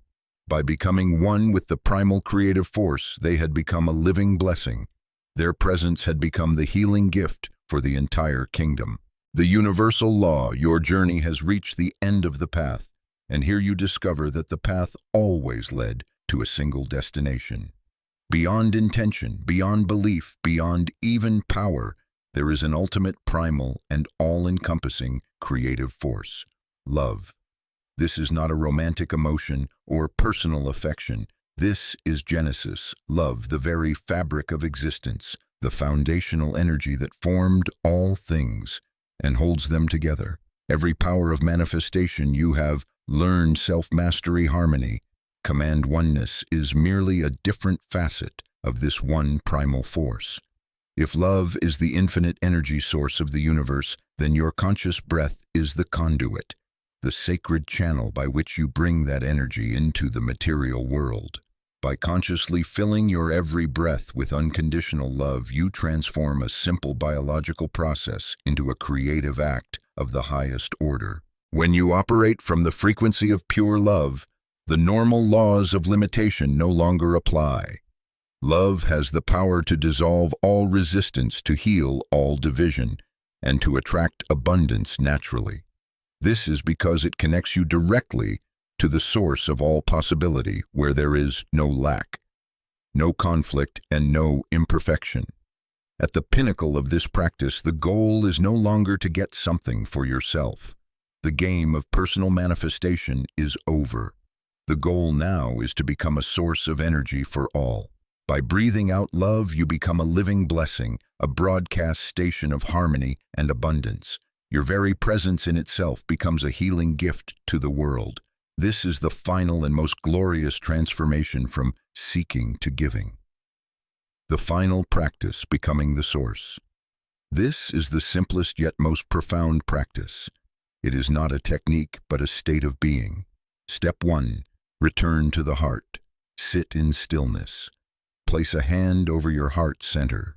This is the only anchor you need. Step 2. The breath of the source. Inhale. Inhale slowly and gently through your nose. Your sole intention is to feel that you are breathing in pure, unconditional love from the very heart of the universe into your own heart. Feel your chest grow warm. Exhale. Exhale just as slowly and gently. Your sole intention is to allow that love to naturally radiate from you, like the fragrance of a flower, without effort, without a specific target. Let your spring flow. Step 3. Abide in being. Continue this simple rhythm. Hold a silent awareness in your mind. I am a source of love. My presence is a gift. There is nothing to achieve, nothing to prove. There is only a state to abide in. Practice this until the feeling of being a giver feels more natural than the feeling of being a seeker. The journey of mastering the breath is, in the end, the journey of mastering love. And to master love is, in the end, to realize that you are love. Chapter 25. The weaver of the tapestry of fate. A new fear was brewing in the kingdom. Astrologers and messengers from afar brought disturbing news. A prolonged drought in the south and an early harsh winter in the north were converging, threatening a territory-wide famine. The food reserves were not enough. Panic began to spread. The problem was too large, too complex for any single decree or action to solve. In the royal court, as generals proposed seizing grain by force and ministers suggested raising taxes, the sage Lyra simply closed her eyes. She did not see a problem to be solved. With her breath, she expanded her awareness and began to feel something else, the invisible tapestry of connection that enveloped the entire kingdom. She saw brilliant golden threads linking the farmers in the south, who had drought-resistant potatoes and turnips, with the merchants in the port city, who had idle ships. She saw silver threads linking the mountain lumberjacks who knew the secret trails with the storehouse keepers in the capital. She did not see a disaster. She saw a complex pattern awaiting a conductor. She realized she did not need to create a solution. She only needed to coordinate a solution that already existed in potential. Lyra retreated to a high tower from which she could overlook the land. She began a deep meditation, the work of a weaver. She held a single vision in her mind: storehouses filled to the brim, people trading goods in joyful exchange, and a festival of thanksgiving being held. Then she used her breath to interact with the tapestry. With each inhale, she focused on feeling a specific thread. She felt the thread of the merchants, sensing their desire for commerce and contribution. With a gentle exhale, she sent a subtle tug, a silent nudge along that thread. It was not a command. It was an invitation, a spark of inspiration. She repeated the process. She inhaled, feeling the thread of the farmers. She exhaled, sending them a thought of a collective harvest. She breathed into the lumberjacks, awakening in them the memory of an old path. She breathed into the quartermaster, seeding the idea of a fair price. And then a symphony of synchronicity began to unfold across the kingdom. A wealthy merchant, for reasons he himself did not understand, suddenly decided to use his fleet for domestic food transport instead of waiting for faraway cargo. In the south, farmers banded together to bring in a bumper crop of turnips. A young lumberjack happened to rediscover a safe trail through the mountains, perfect for transport before the snows fell. The elements found each other perfectly. The famine was averted. No one ever knew that the entire symphony had been conducted by a woman breathing in a high tower, gently pulling the strings of destiny. The universal law beyond the world of separate objects and events lies a deeper truth. Everything, people, opportunities, challenges, is connected by invisible energetic threads, forming a vast and intricate tapestry of fate. Your success or failure is often not a single event, but the result of the interplay of these countless threads. Conscious breathing at its highest level does not just affect you. It allows you to interact with this entire web of connection. Like a spider that can feel the slightest vibration on its web, your breath can help you feel the subtle connections in your life. And more than that, it allows you to gently tug the necessary strings to orchestrate the perfect convergence of events, people, and timing. This is the shift from forcing an outcome to coordinating a synchronicity. You are no longer trying to create a result directly or using willpower to strong-arm things into place. Instead, you become a conductor. You trust that the orchestra, the universe, and the musicians, people, opportunities are already there and are all talented. Your job is simply to use your breath to cue them, to arrange and invite the elements to come together harmoniously and at the right moment. This is the final identity shift on this journey. You are not a single thread swept along by the current of the tapestry of fate. You are the weaver who has the ability to see the entire pattern and use your breath as a tool to create beauty, order, and harmony from that complexity. You are not an actor in the play of life. You are the choreographer. Practice the weaver's breath. This is an advanced practice that requires stillness, focus, and deep trust. It helps you shift from creating to coordinating. Step 1. Identify the tapestry. Think of a complex goal or situation in your life, one that involves multiple factors, people, and events. Launching a business project, reconciling a family conflict, organizing an event. Step 2. Feel the threads. Sit in stillness. Close your eyes and visualize the situation as a tapestry or a web of light. Begin to breathe deeply and slowly. With each inhale, scan the web, intentionally feeling the main threads, the key people, the necessary resources, the potential obstacles. Don't try to change anything, just become aware. Step 3. The coordinating breath. Hold a clear vision of the final outcome, a state of harmony and success. Inhale. Focus your attention on one specific thread, e.g., an important colleague. Exhale. With a very gentle and loving exhale, visualize sending a subtle nudge, an energy pulse of harmony and invitation along that thread. It is not a command. It is a suggestion, a silent encouragement. Repeat this process patiently with each important thread you have identified.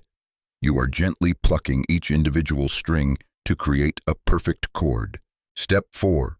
Trust the conductor. After you have finished sending your signals, let go completely. The weaver's work is done. Now trust that the threads have received the nudge and will rearrange themselves perfectly, creating a chain of synchronous events to realize your vision. Chapter 26.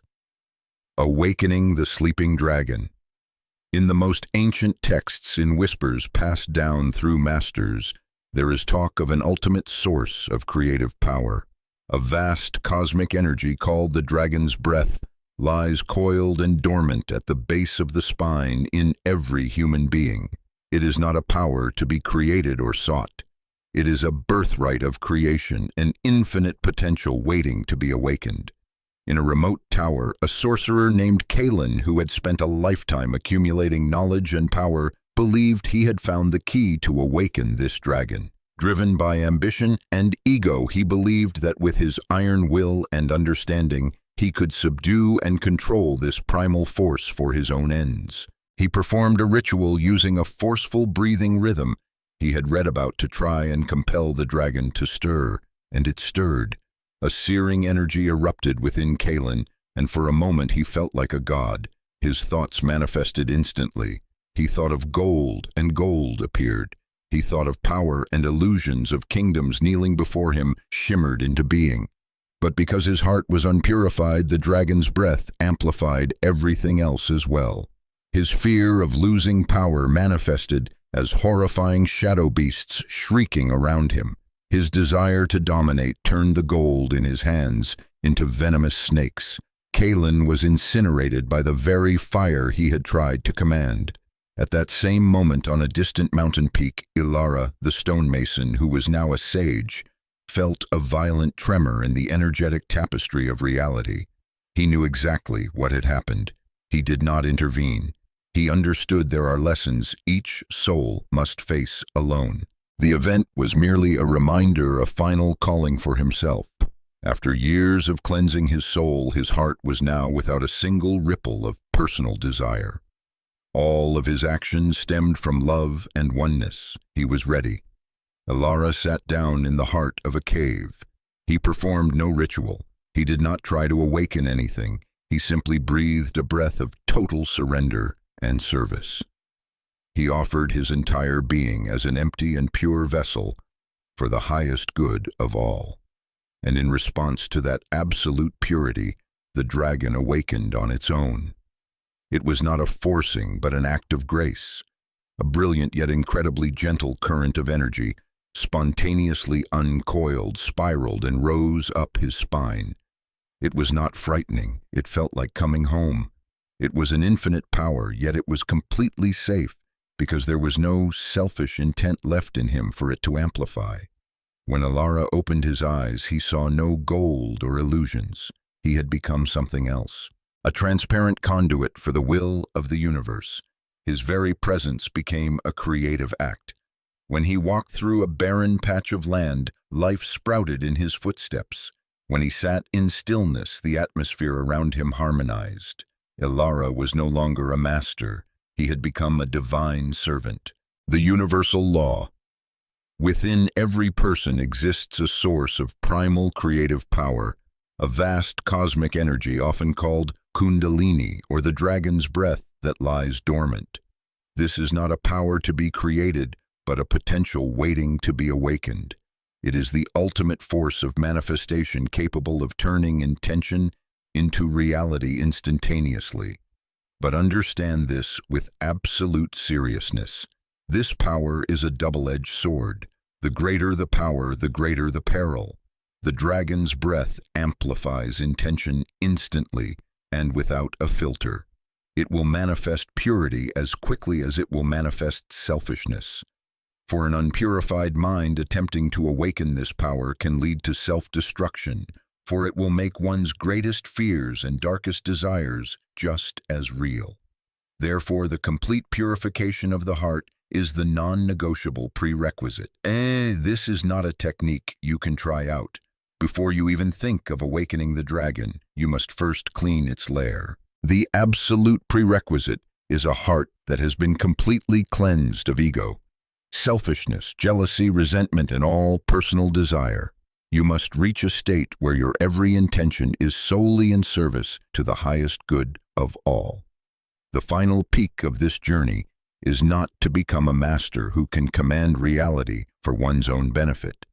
It is the transformation from a master into a divine servant. When you can safely contain this power, you no longer act from I want. You become a transparent conduit for the will of the universe, an instrument of love and creation for the benefit of the whole. The final practice, the heart purification ritual warning. This is not a technique to awaken the dragon's breath.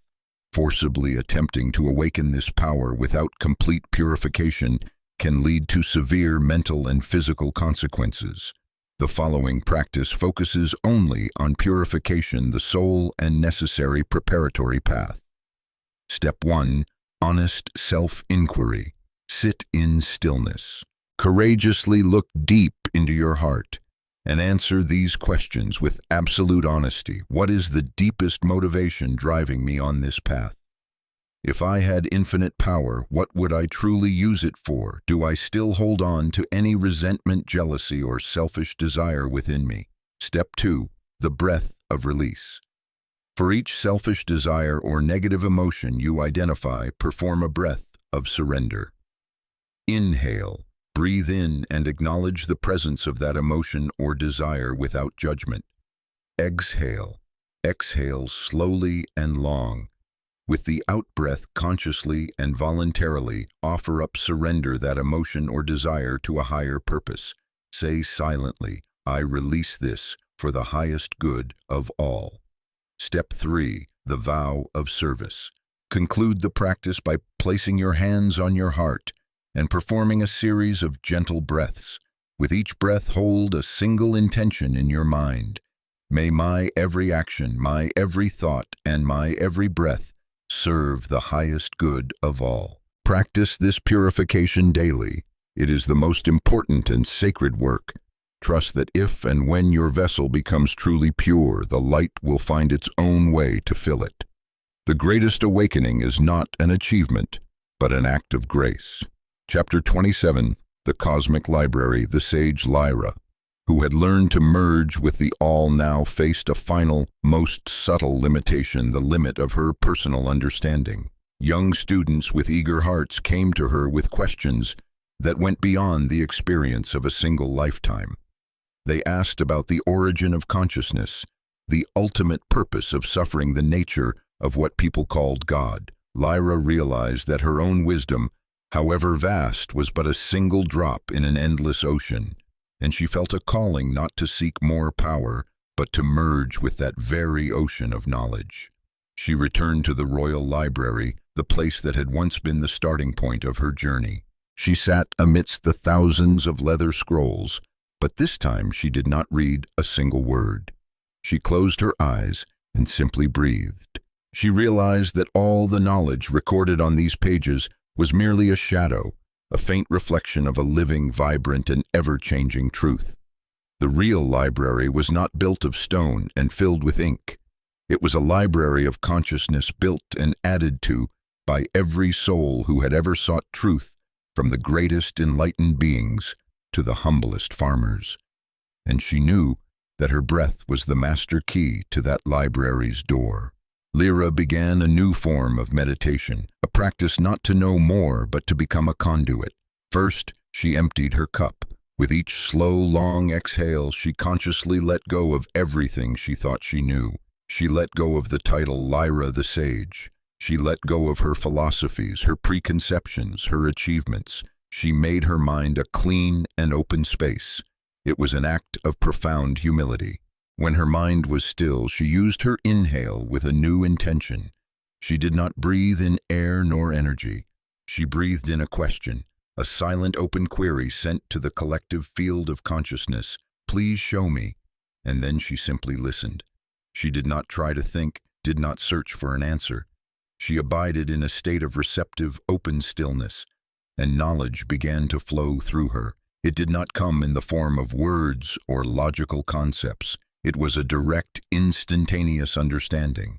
The Dongjian, insights of thousands of masters, the compassion of countless saints, The discoveries of ancient philosophers all became available to her not as information to be learned, but as a truth to be embodied. When Lyra returned to her students, she had changed. The answers she gave to the deepest questions now carried a clarity and a depth that went far beyond personal opinion. It was as if the wisdom of the ages was speaking through her. She had not learned new facts. She had become a living access point to the cosmic library, a conduit for her entire spiritual lineage. The universal law, the knowledge and enlightenment of the countless masters, sages, and saints who came before you, have not vanished with time. They are encoded and stored in a collective field of consciousness, an invisible cosmic library that is ever present and accessible in this very moment. You are never starting from scratch. You are standing on the shoulders of spiritual giants. If such a treasury of wisdom exists, then your conscious breath is the master key that opens its door. The breath does not just connect you to your body or the physical universe. At a more subtle frequency, it connects you across time to the entire spiritual lineage of those who have walked this path before you. It is the tool by which you claim your inheritance. When you reach this level, the process of acquiring knowledge fundamentally changes. You no longer learn only from books or the efforts of your intellect.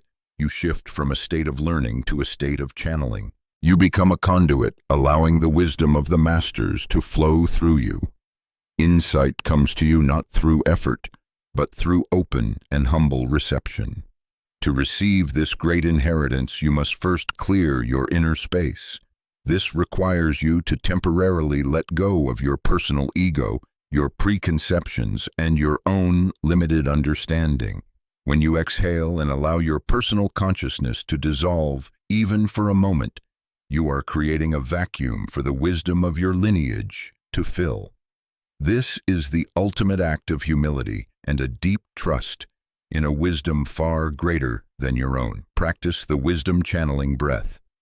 This exercise is not intended to receive mystical messages, but to help you access a deeper, more intuitive understanding from the collective field of consciousness. Step 1. Clear the space. Sit in stillness. Identify a question or a topic for which you are seeking clarity, e.g., what is the nature of forgiveness, or what is my next right step? Then perform the ego-cleansing breath. Inhale. Take a natural breath in. Exhale. With a long, slow exhale, visualize all of your opinions, preconceptions, and what you think you know about the topic, leaving your mind like a cloud of smoke, leaving behind a clean, empty, and receptive space. Repeat 5 to 7 times. Step 2. Pose the open question. When your mind feels clearer, take a deep breath in. In your mental stillness, humbly pose your question to the cosmic library. Frame it openly, for example, please show me the truth about your topic. Step 3. Listen in stillness. This is the most important step. Immediately after posing the question, let it go completely. Do not try to find the answer. Do not analyze. Your only job is to abide in open, expectant, free silence, using a gentle, natural breath as your anchor. Step 4. Acknowledge the insight. The answer may not come immediately or in words.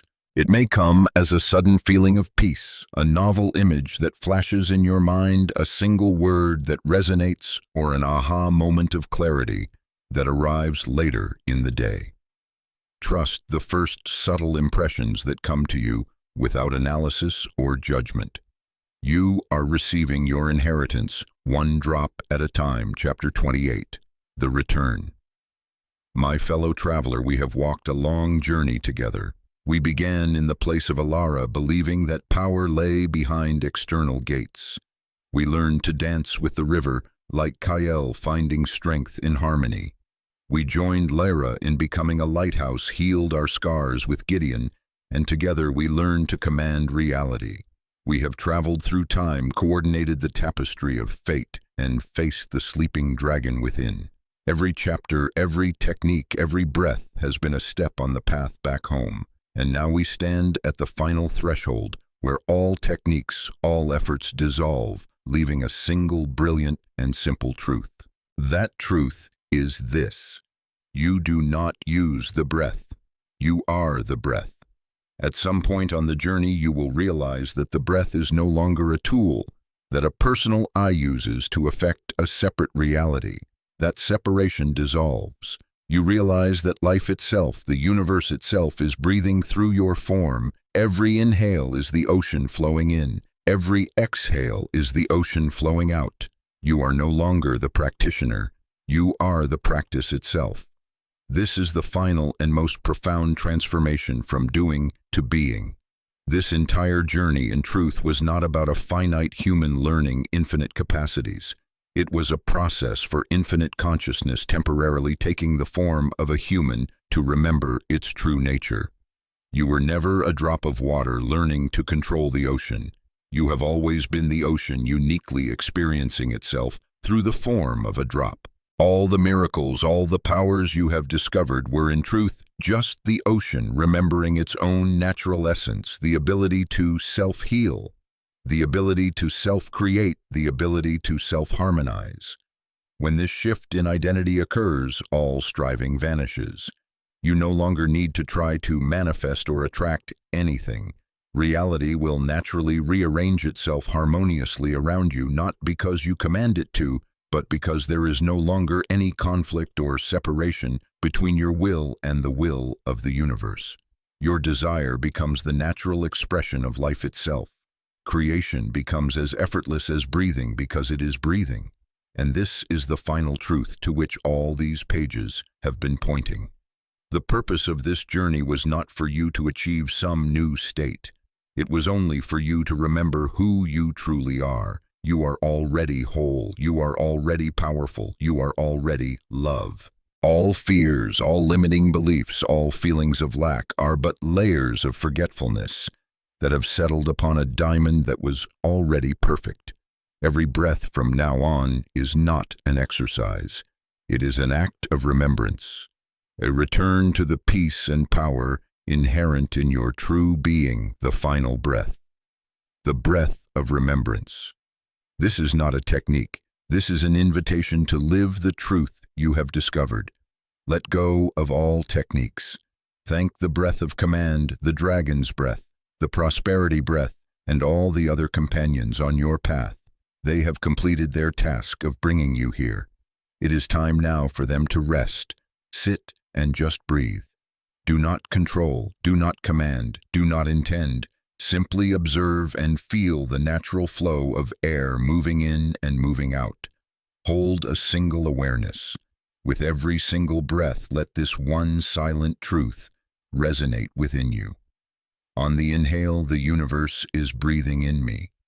On the exhale, I am breathing with the universe. Carry this simple and profound awareness into every moment of your life. When you walk, when you work, when you speak, when you love. Feel that each breath is not your personal act, but a shared dance with all of life. You are no longer the seeker. You are the seeking. You are no longer the healer. You are the healing. You are no longer the creator. You are creativity itself. Chapter 29. When the raft is left behind. My fellow traveler, we have walked a long road together, crossing a great river of forgetting. We have built sturdy rafts from techniques and breaths, the raft of command of the warrior spirit of healing, of weaving the tapestry of fate. They have served us faithfully, carrying us through the rapids of fear and the whirlpools of doubt. And now we have reached the other shore. Look back at your raft with gratitude, and then gently let it go. Because the ultimate truth, the truth to which all paths lead, is this: there is no my breath and your breath. There is no Ilara's breath or Lyra's breath. There is only the one breath, a single universal breath that breathes itself through all forms, the breath that rustles the leaves on the trees, the breath that creates the winds upon the ocean, the breath that expands the galaxies, is the very same breath that is gently lifting and lowering your chest right now. What you have been calling my breath is but a localized expression, a small ripple of that one eternal current.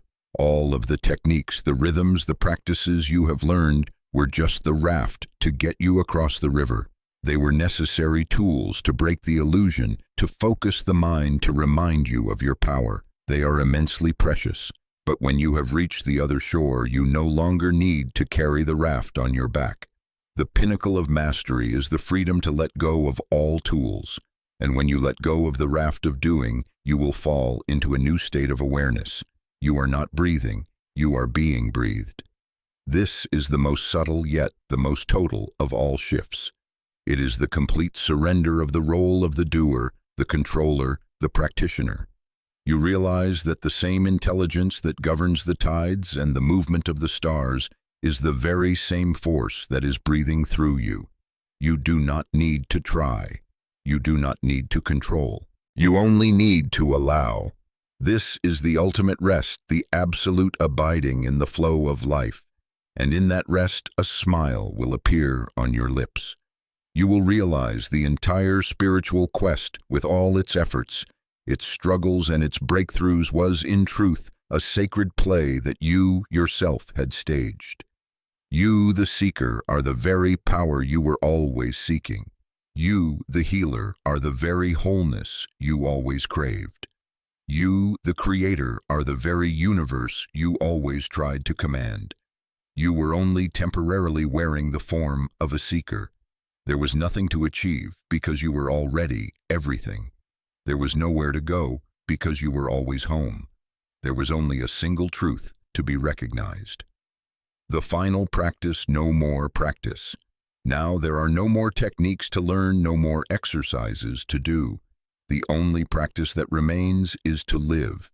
Let go. Thank all the breathing techniques that have helped you, and then let them go. You no longer need them. Simply breathe. Do not try to control, to change, or to use the breath for any purpose. Just feel it. Feel life breathing itself through you. Hold a gentle awareness. Whenever you remember throughout your day, just silently recognize, I am being breathed. Feel the miracle in that simple act. Smile.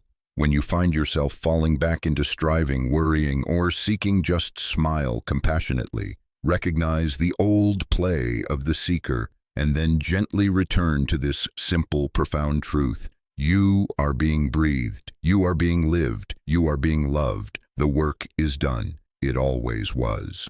Chapter 30. When the cocoon becomes too tight. Merchant Liam had now attained a level of prosperity far beyond what he had ever dreamed of. His warehouses were overflowing and his reputation had spread across every port. Yet amidst this success, he began to feel a strange discomfort, a subtle misalignment. At merchant guild meetings, he could no longer engage in the usual conversations. Stories of hoarding goods, undercutting rivals, or fretting over risks now felt alien and meaningless to him. Old friends, still operating from the frequency of scarcity, began to see him as different, even distant. The life he had once poured his soul into now felt like a suit of clothes that had grown too tight. His once glorious golden cocoon had become suffocating. He realized an undeniable truth. Once consciousness has expanded, it cannot be crammed back into the narrow box of former awareness. Just as a butterfly cannot return to being a caterpillar, he could no longer pretend to worry, to crave, or to be his old self. The transformation was irreversible. He now stood at a crossroads.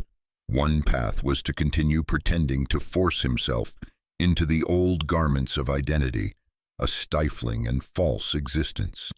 The other was to bravely walk forward, shedding his former self, to become someone he did not yet fully know. Liam understood that not choosing was itself a choice, to remain in the cocoon and eventually suffocate. Liam made his choice. He did not abandon his wealth, but he decided to let go of the old identity tied to it. He sat alone in his warehouse, surrounded by the symbols of his former success, and he began to breathe. With each long, intentional exhale, he consciously released parts of his old self.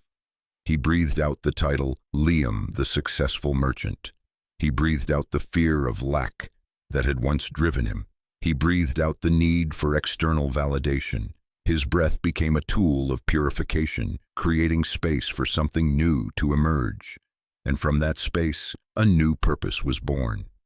Liam delegated his business operations to trusted aides. He used his wealth and experience to establish a school not to teach how to get rich, but to teach conscious commerce, to show young people how to do business from a place of integrity and abundance. He didn't destroy his old life. He shed it, using it as a foundation to ascend into a new form, a new mission aligned with the person he had become. Universal law. Spiritual transformation is a one-way path. Once you have truly awakened to the power of the breath and the truth of who you are, there is no going back. Just as a butterfly cannot return to being a caterpillar, your expanded awareness cannot be squeezed into the tight confines of your former life. This change is permanent and profound. A natural and inevitable result of spiritual growth is that you will outgrow the structures of your old reality. The jobs, relationships, habits, and concerns that once defined you will begin to feel constrictive and no longer aligned. This is not a loss or something to mourn. It is a sure sign of growth, like a child who must let go of shoes that have become too small. This transformation places you at a crossroads. You must make a conscious choice: either cling to the familiarity of the past, clinging to people and situations that no longer resonate, a path that leads to stagnation and suffering, or courageously let go and step into the extraordinary unknown of a future yet to be defined. Not choosing is in itself a choice to remain caged. The final step of the journey is not to learn another technique, but to practice the art of letting go. True integration happens when you consciously release all that no longer serves your new self, old beliefs, limiting relationships, and familiar fears. Your breath becomes the ultimate tool for cleansing, clearing the internal space so your new life, new self, and new purpose can fully express. Practice exercise, the breath of release and integration. This exercise is designed to help you recognize and release what no longer serves your growth, creating space for your new self to fully emerge. Step 1. Internal inventory. Sit in stillness and ask yourself honestly, what in my life, a job, a relationship, a belief, or a habit, feels tight and no longer aligned with who I am becoming? Write it down or simply acknowledge it silently without judgment. Step 2. Choose one thing to release. Don't try to address everything at once. Choose one item from your list to work with during this session, e.g., the belief I am not worthy or a toxic relationship. Step 3. Releasing breath. Inhale, take a deep, full breath. As you inhale, acknowledge the presence of what you're about to release. Silently thank it for the lessons it has taught you. Exhale. With a long, full exhale through your mouth, imagine you are gently yet firmly cutting the energetic cords binding you to that thing. Whisper or think, "Thank you, and now I let you go." Repeat this cycle 5 to 7 times, allowing the feeling of lightness to grow. Step 4. Inhale the new. Once you feel an internal space opening up, shift your breath's intention. Now as you inhale, imagine drawing in pure white light, filling the space you just cleared. Inhale with the intention to welcome new energy, new opportunities, or a new version of yourself that is more aligned with who you are today.